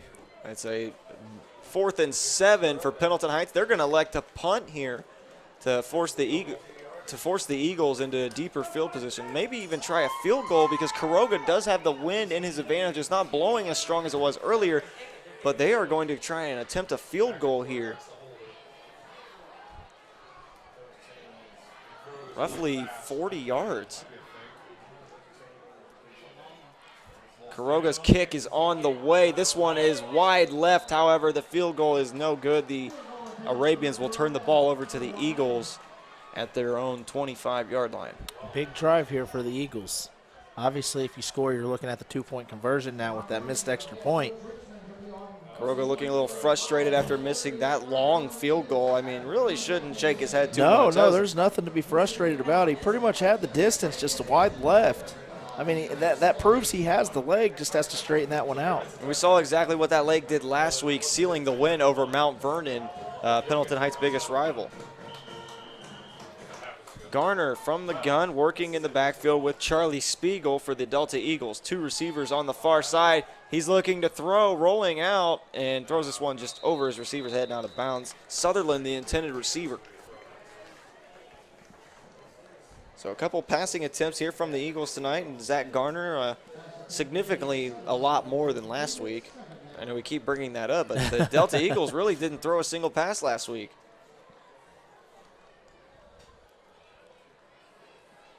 They're facing 2nd down and 10 from their own 20. Still trailing by 8. 10:21 to go in the ball game. Incomplete pass, stop the clock. 2 receivers lined up on the far side. Garner has Spiegel in the backfield. Takes the snap, hand off to Spiegel. He goes up the middle. Pickup of roughly 3 yards on the carry, so it'll be 3rd and 7 for Delta. Arabian defense has found a couple answers to stop the Delta running game in this contest. Yeah, they've looked good for the most part all night long, but they've really came up when it's mattered on several different occasions. Like you said right here, forcing a big 3rd down. 3rd down and 7 to go for the Eagles. They have the ball their own 22-yard line. Garner rolling out, looking to throw as he will heave this one deep. It is also out of bounds. So 4th down, 7 to go for the Eagles. In their own territory, I imagine this would be a punting situation. Absolutely. It looks like he was looking for Sutherland again on that play.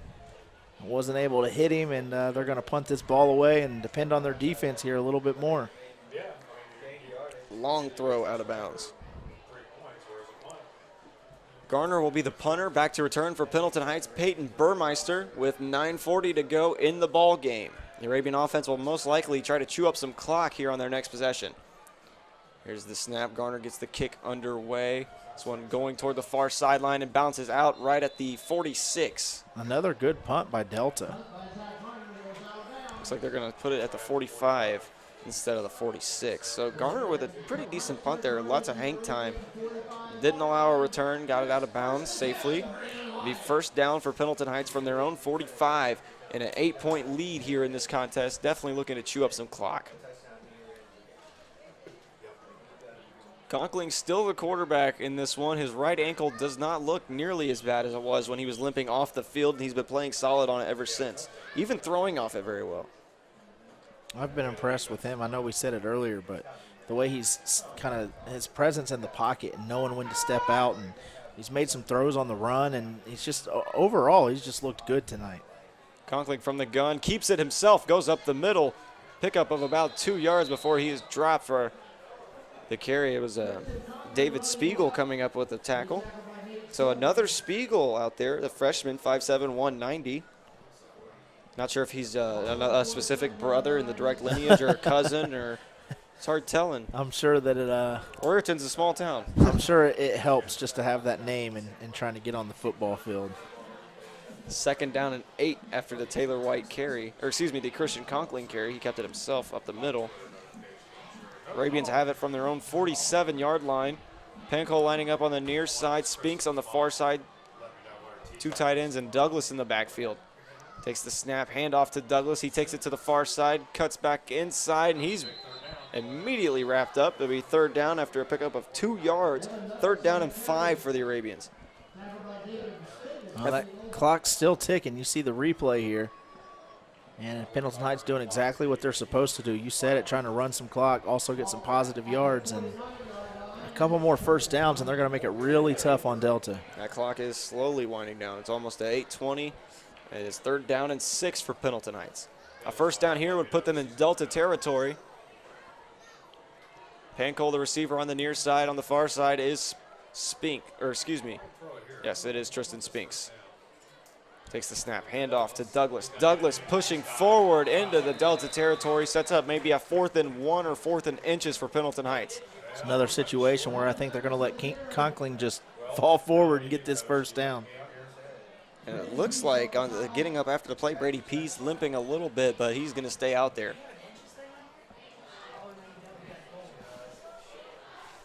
Be 4th and inches now for Pendleton Heights going against the Delta defense. They're going to keep the offense on the field and try and convert here. Power I formation, the first time the Arabians have run this tonight. Conklin keeps it himself going up the middle, and he's got the first down. No surprise on that play call there. You get the first down, you keep the clock moving. Just textbook. I mean, they're doing exactly what they should right now. Conklin just pushing right up the butt of his center. The Arabians doing everything they can to please this homecoming crowd tonight and get out of here with the win. Delta's been scrappy all night long. They're just refusing to go away, so Pendleton Heights just doing what they can to close out this game. Last year, this game went into overtime. Pendleton Heights ended up winning it 31-28. First and 10 for Pendleton Heights from the Delta 44-yard line. 2 backs in the field for Conkling. Joey Rios finds a nice hole up the middle, and he's down to the 14 or 13-yard line of Pendleton Heights, the sophomore with his first carry of the night, moving forward. We've seen him out there on offense a few times tonight. Oh, there is a flag on the play. Unfortunately, this is probably going to bring back Rios' great run. I was going to say, too, once again, number 2, Wesley Stitt. We've seen him save a lot of touchdowns tonight. He did it again there, but it's not going to matter because of the penalty. Yeah, Jeb Richmond really fired up after that call. They have to force him back to the sideline. It is a holding penalty on Pendleton Heights. So the Joey Rios long run will come back, set up 1st and 20. The home faithful not happy with that one. He was letting that official have it down there on that sideline. And Richmond now just barking orders at Conkling. But you could tell he's frustrated. It almost looked like Conkling was the one saying, Coach, come on, we still got a game here. He's still letting that official have it. As you can see right there on the TV screen. Back when I was here, Richmond just laying into it. But the gentleman in the white shirt, Mr. Wilkins, when I was in school, was usually the one losing his cool. But he's pretty composed tonight.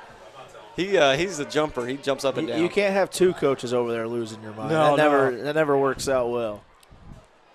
The Arabians offense out there running the option. Bad lob. Delta recovers. Douglas could not get his hands on a Delta coming up with their second fumble recovery of the evening. That one, Jacob Hatfield, the junior, falling on top of it. Big change of momentum here with 6 minutes to go in the 4th quarter. It's just an 8-point game. Well, we haven't seen them run a pitch play, if at all, tonight. And they try it there. Doesn't go well. As you see, it just hits him right in the shoulder pads. I believe that was a designed option play, but nonetheless, the option, the halfback is supposed to catch it. That was just not the case right there. So another turnover for Pendleton Heights, their second fumble of the game, recovered by Delta. He still should have caught that. The quarterback has to kind of get it down in his belly, though, so it doesn't get, so that it doesn't bounce off the shoulder pads. Garner faked a handoff, kept it himself, picked up 4 yards before he runs out of bounds, set up 2nd and 6. All of a sudden, you feel a little bit of a momentum shift here. Delta's fired up. They get the big fumble, get a 6-yard run on the first play. Good field position. Things might get interesting. 2nd down and 5, 6:21 to go in the ball game. The Eagles have it at the Arabians' 36-yard line on the far side hash marks. Looking to take advantage of the big turnover. Garner takes the snap, handoff to Spiegel. He goes up the middle. Pushes forward for a gain of roughly 5 yards. He might be just short. Close. Yeah, it's going to be close. Let's see where they spot it. 3rd down and 1 to go after the Spiegel carry. It's going to be a very short one. You got to imagine they're going back to Spiegel here. 3rd down and 1 to go. Eagle offense coming back onto the field. So at the 32-yard line of Pendleton Heights, the Eagles have a 3rd down and 1. Garner, the quarterback, gets the snap. Handoff to Spiegel. He pushes forward for the 1st down and a couple extras. He is dropped at the 28-yard line of Pendleton Heights. So the Eagles get a fresh set of downs, and the clock will keep on ticking. Fresh set of downs, under 6 minutes to go. Keep in mind the missed extra point. If they score, they still have to get that 2-point conversion. 5:35 counting down here in the final minutes of the game. 1st and 10 for the Eagles from the Arabians' 27. See 3 backs back there with Garner right now. Takes the snap, handoff, this time going to Wesley Wooden. He brings it to the near side, and he's wrapped up big time by Taylor White after a pickup of 2 or 3 yards on the play. It looked like Wooden was going to break loose there. Pendleton Heights did a great job closing in on him. It went from a lot of room to no room at all, as you see it right here on the replay. Taylor White just grabbing a leg and like grabbing on for dear life. Clock slowly winding down now. 4:50 to go in the ball game. 2nd down and 8 to go. Garner from the gun. Takes the snap, fakes the handoff to Spiegel, rolling out the pass under pressure from White, throws it out of bounds. The intended receiver was Logan Drown, but Taylor White with a lot of pressure in the backfield forced him to throw that one away. That's not what you wanted if you're Delta. They're lucky that they were able to get that pass off and go down as an incompletion. That would have been a big loss there had he have went down before he was able to get that ball away. A big 3rd down right here for the Delta Eagles. They have it 3rd and 8 at the Arabian 25-yard line. 4 minutes, 43 seconds on the clock here in the 4th quarter. The Arabian fans making some noise here on the home side. Garner from the gun. He's got 2 receivers on the far side. He's dropping back to pass, rolling out toward that far sideline, throws it out of bounds once again. It will be a 4th down for the Eagles, and this is a must-convert 4th down right now for Delta. You got to get this one. They're definitely going to be going for it. No flags down on the field during that play, so it will still be 4th and 8. Interesting to see them go for a pass play so many times on this drive. I mean, you know you're going to go for it if it comes down to 4th down anyways. I'm surprised they didn't give the ball to Spiegel there on 3rd down.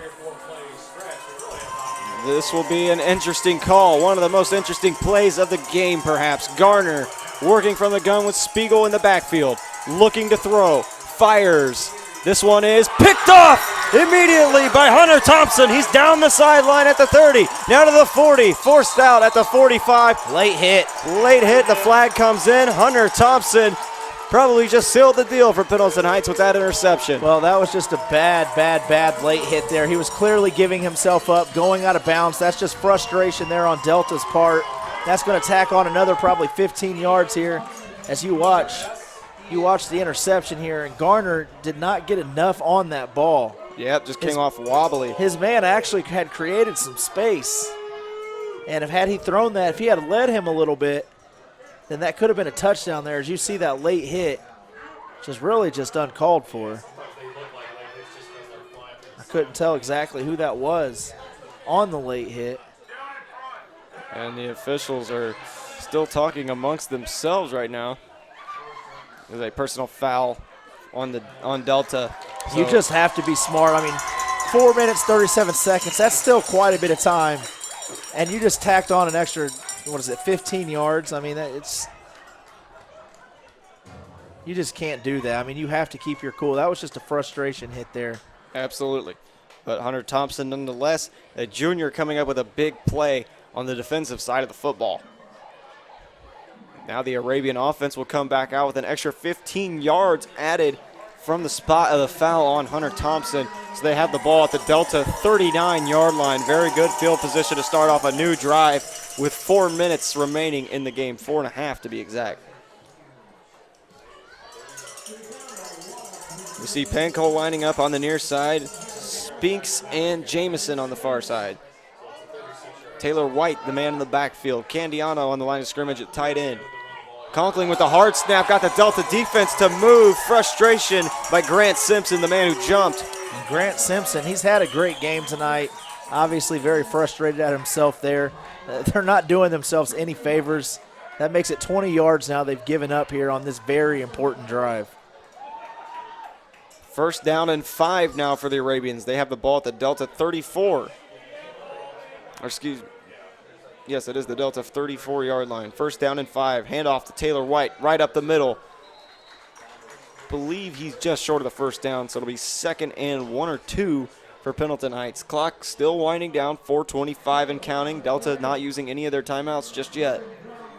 I think it's smart that they're saving them. If you can somehow stop them without scoring here and you get the ball back, they're going to want those on offense. We already know that they're not a big throwing team, and I think they're going to need those timeouts.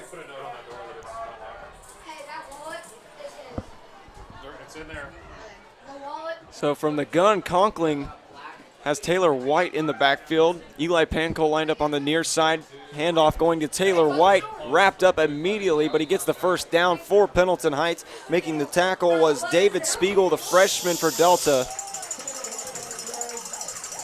First down for Pendleton Heights, 3 minutes, 50 seconds, and counting down. And that was a big first down there. Obviously, move the chains, keep the clock going.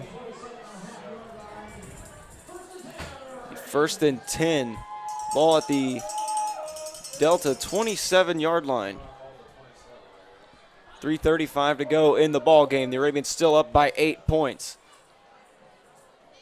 Conkling takes the snap, keeps it himself, going to the right side. Stiff arm in the face mask of the defender, but no flag thrown. It was Sutherland coming up with a big tackle in the backfield. Sutherland with another big play. Delta needed that one. As you see the replay here. Did a good job fighting off the... That was an offensive face mask by the quarterback for sure. Oh, yeah. And Sutherland did a great job breaking free there from number 51. That's Ben Coons. Delta calling a timeout. They now have 2 remaining in the half. All these timeouts are 30-second timeouts. Delta has 2 remaining. Pendleton Heights hasn't used a single one of their timeouts here in the second half. Both teams only used 1 timeout apiece in the first half. So they're doing a very good job of managing their timeouts. 3:22 to go here in the fourth quarter. Arabians up by 8. The Delta timeout on 2nd and 15 with the Pendleton Heights Arabians on offense. So a very good contest so far, but the turnover by Delta to Hunter Thompson really is what's derailed the momentum for the Eagles. Absolutely. Absolutely. Under 3.5 to go here, and let's see, this is what, second? It's going to be 2nd and long here, 2nd and 15. This is a big play here, big couple of plays here for Delta. You got to remember, too, Pendleton Heights, they got a good kicker. So any positive yards here could put them back in field goal position. Just to increase the lead even more. Absolutely. You don't want to go down by 11 here when you can keep it at 8. Keep it a 1-possession game if you're Delta. 2nd down and 15 for Pendleton Heights.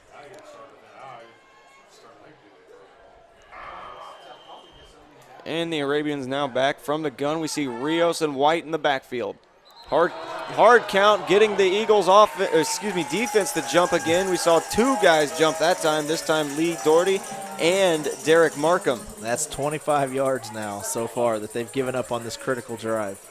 After a turnover, and that's something that will kill you in a game is penalties and turnovers, especially if you make them all in the fourth quarter. And like I said, now we're creeping down to that field goal range. That could put them up 2 possessions. 2nd and 10 from the Delta 32-yard line. Handoff to Joey Rios, going to the right. Pickup of 3 or 4 on the carry. Delta defense firing him back.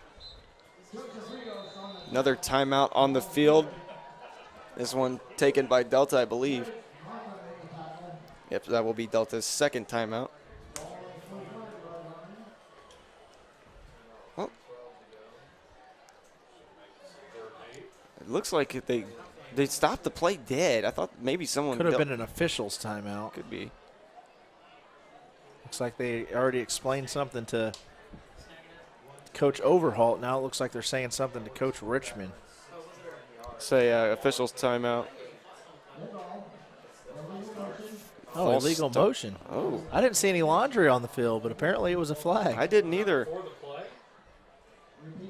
So it will be a repeat of the second down. It'll be 2nd and 15 still for Pendleton Heights. Ball from the 33-yard line. We see Taylor White and Joey Rios in the backfield. Pincole and Spinks lined up on the outside of receivers. I believe maybe the officials want the game clock reset. They're still waiting like something's supposed to happen. I think the officials are as confused as everybody else here right now. So they added a couple extra seconds back onto the clock. It went from 3:12 to 3:14.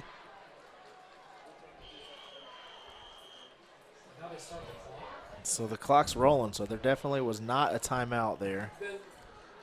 Oh, 3 minutes left. They added another 2 seconds onto the clock and then ran it. Because they're coming out of the timeout. There was an illegal motion before the last play. The clock shouldn't have started. Nonetheless, Conkling from behind the line of scrimmage in the gun has White and Rios back there with him. Takes the snap, hands it off to White, tries to go far sideline with it. Picks up maybe 3 yards on the play, setting up 3rd down and what looks like 13. Wesley Wooden and Wesley Stitt, the Wesleys there, did a good job closing in and making that play. Showed some closing speed on that to make the tackle. 3rd and 13, looking like it's what's going to be for Pendleton Heights. There was a timeout taken by Delta that time with 2:44 to go, so now Delta just has 1 timeout remaining for the whole contest. It's going to be interesting to see how they use this. If they take their last one on defense, if they have to. Obviously, they're not much of a throwing team, so they're going to have to trust their quarterback, Zach Garner, if they do throw the ball, to get it towards the sideline.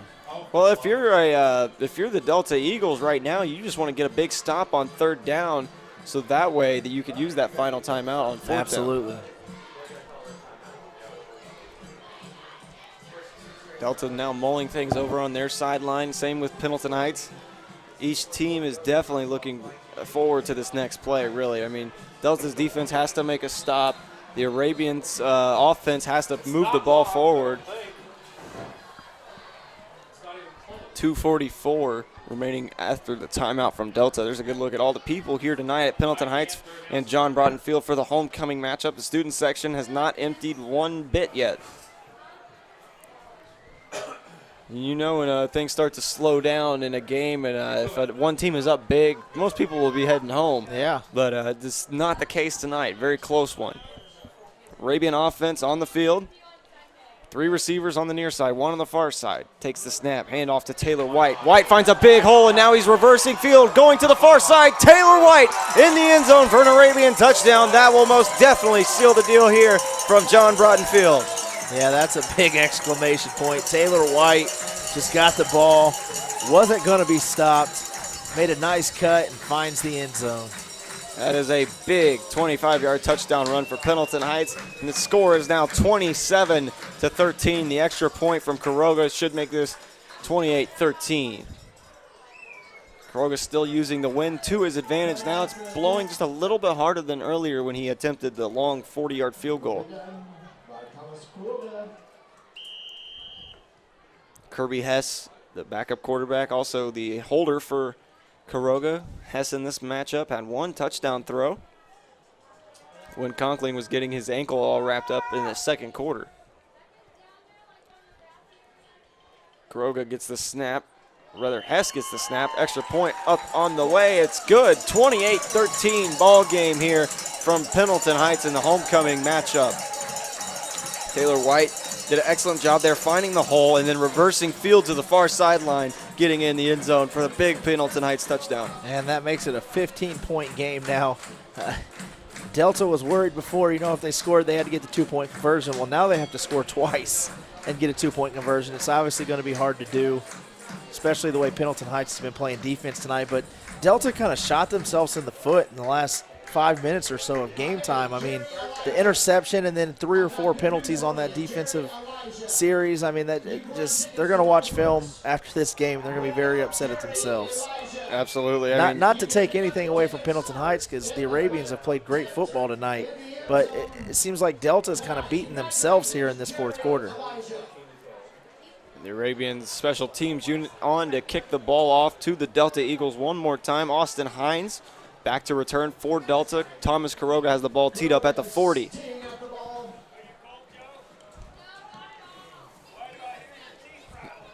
So with Quiroga having the ball teed up at the 40, the Arabians up big now, 28-13 the score. 2 minutes, 37 seconds remaining in the game. Gotta wonder if Zach Garner and the Eagles will be looking to throw here in the final 2 minutes just to move the ball down the field a little quicker, if they'll rely on Spiegel. I haven't seen too many dump-off passes to Spiegel this game. And I was kind of expecting that, because if you are going to throw the ball, throw them high percentage throws. And this kick will sail over the head of Hines and go right back for a touchback.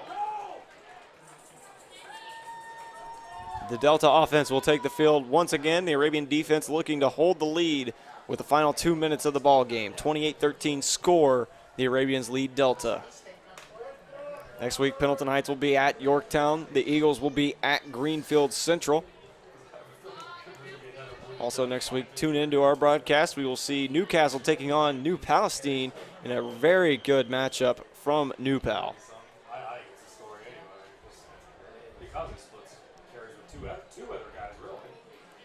And now the Delta offense on the field with 3 wide receivers rather than just 2 this time.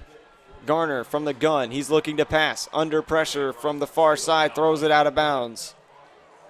And we've seen a lot of that from Garner. And I think we're going to see intentional grounding, because there was no receiver in sight, and then two flags just came out. Well, Coach Richmond's out there saying something to that official. He's making sure they saw it, whatever it is. I mean, he's been throwing the ball out of bounds right before he gets sacked most of the time, but this time there was just no receiver in sight. Most of the time there has been one that he could just really blame it on. Well, exactly 2.5 minutes to go in this ball game. Not looking good for Delta. The intentional grounding on the Eagles.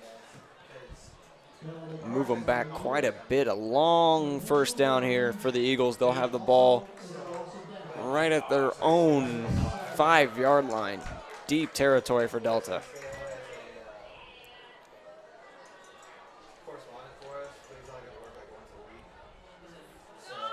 Around 25, 26 yards now for Delta to get a first down. It's no easy task against this Pendleton Heights defense. And the officials are ready to start play once again. Garner from the gun, looking to pass. Throws this one out of bounds again. The intended receiver, Cameron Levers, he was guarded by Eli Pancol. So it'll be 3rd down and 25 for the Eagles. Well, when you're an offensive team that doesn't throw the ball around the field a whole lot, and you have a week where you don't throw it at all, you're asking a lot of your quarterback, Zach Garner, to try to come back down 15 right now, throwing the ball around. I mean, I'm sure obviously they probably practice it, but it's different in a game situation, and that's a lot to ask of your quarterback when you're not a throwing team. We'll have to see what the Eagles offense has in store for the Arabian defense. They're trailing big here. 2 minutes, 26 seconds, and they're at their own 5-yard line. 3rd down and 24. Garner gets the snap, steps up into the pocket and throws into double coverage. Incomplete pass. The intended receiver, Wesley Wooden, but he was guarded on the play by a mixture of Anakin Allison along with Hunter Thompson, the man who picked up the interception on the last drive. Well, you got to go for it here on 4th down. It's 4th and 25. I mean, you're going to give the ball to Pendleton Heights. If you don't get it, I mean, but you have to go for it here. It'll be a very long 4th down. You don't want to give Pendleton Heights the ball on your own 5-yard line or wherever it is they're at, but you're going to think that secondary will want to play back a little bit here. This is your last-ditch effort here for Delta. Here's the snap, looking to throw. Fires for the far side. It's tipped away by Pancol. Intended receiver Wesley Stitt. Turnover on downs. The Arabians get the ball back at the Delta 4 or 5-yard line and could possibly score one more time before this game is over. Great defense pass deflection here by Pancol. You see him just come out of nowhere and knock that ball down because he had some space. Number 2 there. That's Justin Wallace for Pendleton Heights. He kind of was just, I don't want to say asleep on that play, but Pankel's the one who came up and knocked that down. The Arabians will come out with Joey Rios and Peyton Burmeister in the backfield. Panko lined up on the far side. However, the Delta defense is stacking that near side where they ran the ball to. So they ran the ball right into 3 or 4 different Delta defenders with Peyton Burmeister. Got some other people getting some action here for Pendleton Heights. We've called Peyton's name a few times on punt return. Getting in there now, getting in the backfield, getting some carries, up 15. 2 minutes now remaining in the game and counting down. The Arabians have the ball at the Delta 2-yard line, maybe the 3. But with the clock slowly winding down, you got to imagine they're probably just trying to kill the time. Yeah, I imagine we'll be seeing them take a knee here shortly. Conkling has Rios and Burmeister in the backfield again. Takes the snap, handoff to Burmeister. He takes it to the near side, just short of the end zone, maybe at the 1-yard line. Clock still moving down, 1:20 and counting here in the fourth quarter. The Arabians are 1 yard away from scoring one more time. And with the game clock at 25, they could potentially just run this clock down, turn it over on downs, but that's all depending on whether or not you just feel like scoring another touchdown. Yeah, they could be trying to make a statement here. I mean, it's like you don't want us to score a touchdown, stop us. That's the way I look at it.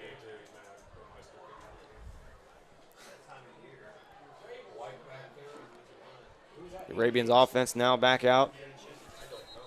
A play is blown dead immediately. Probably going to be a false start on Pendleton Heights. And that is the call by the official. They'll move him back 5 yards. And on the play that time was Hunter Graybill. He was in the backfield along with Joey Rios. The handoff looked like it was going to Rios, and he might have even gotten in there. They'll put the ball at the 5-yard line with 48 seconds to go in the contest. Pendleton Heights up 28-13 over Delta.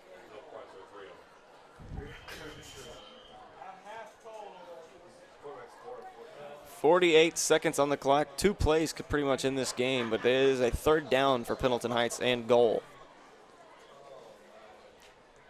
Conkling takes the snap. Handoff to Graybill. He goes right for the middle.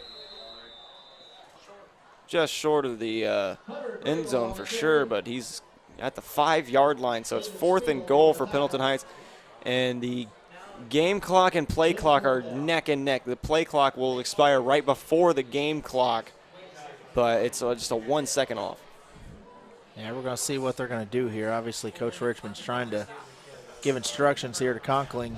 He's also telling the official, I think, what he's planning on doing. Probably just going to take the delay of game penalty, I imagine, and then one more knee. Or they'll take a knee here on 4th down. Take the snap at the 1 second mark on the play clock. And there it is. The ball game is over. The Arabians pick up a homecoming victory over the Delta Eagles, 28-13 off of the arm of Christian Conkling and the legs of Taylor White in this contest. Well, it was a good game until the last few minutes there. Delta refused to go away. Just too much Pendleton Heights tonight. I mean, they came prepared. Coach Richmond had them ready. The players were ready. The crowd was ready. It's tough to come in here on homecoming night and beat the Arabians.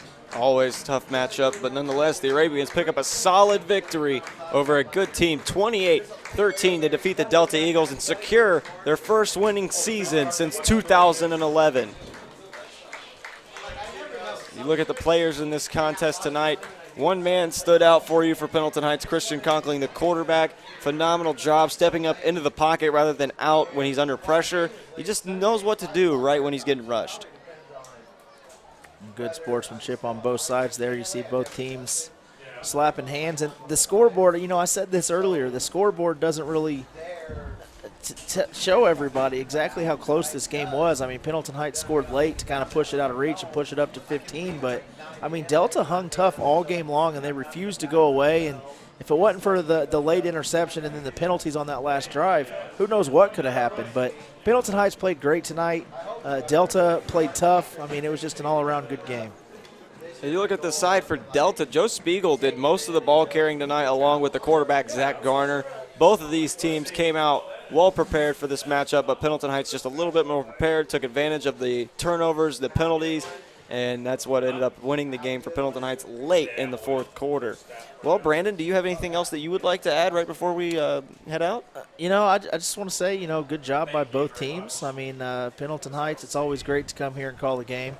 I was impressed with Spiegel, but I was more impressed by Pendleton Heights' defense tonight. I mean, I think they did a great job kind of bottling him up. I mean, yeah, he still got over 100 yards. He found the end zone, but players like Spiegel are going to do that. But Pendleton Heights did a great job tonight on defense, kind of bottling him up and trying to force them to do a few different things. We saw them throw the ball a lot more tonight than they usually do, and a lot of that has to do with the fact that they bottled up Spiegel. And I say that with him still having over 100 yards. Yeah, Spiegel, 24 carries for 115 yards and a touchdown. Zach Garner, the other man, carrying the ball, 63 yards, 1 touchdown. For Pendleton Heights, Taylor White, 19 carries for 121 yards and a touchdown. Christian Conkling, 4 of 8 for 107 yards and 2 touchdowns.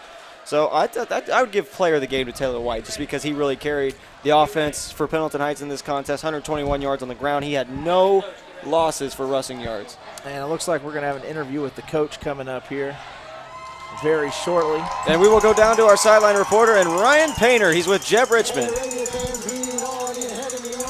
We have Coach Richmond down here with us on the field. Coach, we talked before the game, and you said it was going to come down to your defense, and it looks like they stepped up. Yeah, they sure did. And, we got some guys stepping in. We're a little beat up in some spots and had some more guys go down a little bit tonight. And, we're a team, and that's the thing. I'm proud of these guys. It's next man up mentality, and it was a lot of fun. It's been a while since we won homecoming around here, and that was kind of the mentality this week. These guys, these seniors, I couldn't be prouder, and I couldn't be happier for. We only got 12 guys, and I'll tell you what, they're 12 of the toughest guys in this school, so I'm really proud of where they've taken our program. Your junior quarterback went down a little early with an ankle injury. What can you tell us about Christian? Yeah, he gutted it out. Our center did too. And so on the second touchdown, our backup quarterback scores a touchdown. On the third touchdown, our backup center's in there. So, again, it's just a mentality and preparation. We got smart kids, and they work their tails off, and, they know what they're doing because our coaches do a good job. And, we just keep working. So we'll see those guys again. They're a fine football team and well coached, and, they're a sectional opponent too. So we have the utmost respect for Delta. Yep, and next weekend you're on the road to Yorktown. I know you probably haven't looked ahead too much, but what can you say about them? I know they beat us last year, so I know that one's infused in my brain, and it was senior night. So that's one of those where I have a lot of respect for Coach Wilhelm, and they can coach some ball there. So we got to have our ducks in a row to compete up there. So, well, Coach, congrats on the win, and good luck the rest of the season. Thank you. Back up to you guys. Thanks, Ryan. That was a sideline reporter, Ryan Painter, for this contest. He did a very good job with his interviews before and after the game with Coach Jeb Richmond. As you heard, Richmond very pleased with his defense. He said it was the key to the victory early in the game, and now it really showed out throughout the whole contest. Absolutely, and we had to get cut off there to talk to Coach, but I wanted to agree with you that Taylor White, to me, is definitely the player of the game. Did it offensively and defensively tonight. He was all over the place. The play of the game to me, though, was I'm very high on this Kirby Hess kid. I love seeing the toughness. I mean, the kid's a sophomore. He takes that huge hit from Delta's best defensive player, Mason Hunt, and then he comes back and throws a touchdown. I mean, it's just incredible. And that will wrap things up here from John Broughton Field. The Arabians pick up the victory 28-13 over Delta. Well, for Brandon Adams, my name is Gavin Haynes. Join us next week as Newcastle will be taking on New Palestine in a road match. The Dragons will be hosting the Newcastle Trojans, their awesome quarterback in Williamson. Well, for Brandon Adams, Gavin Haynes saying so long here on 9 Star 9. The Arabians pick up the victory 28-13.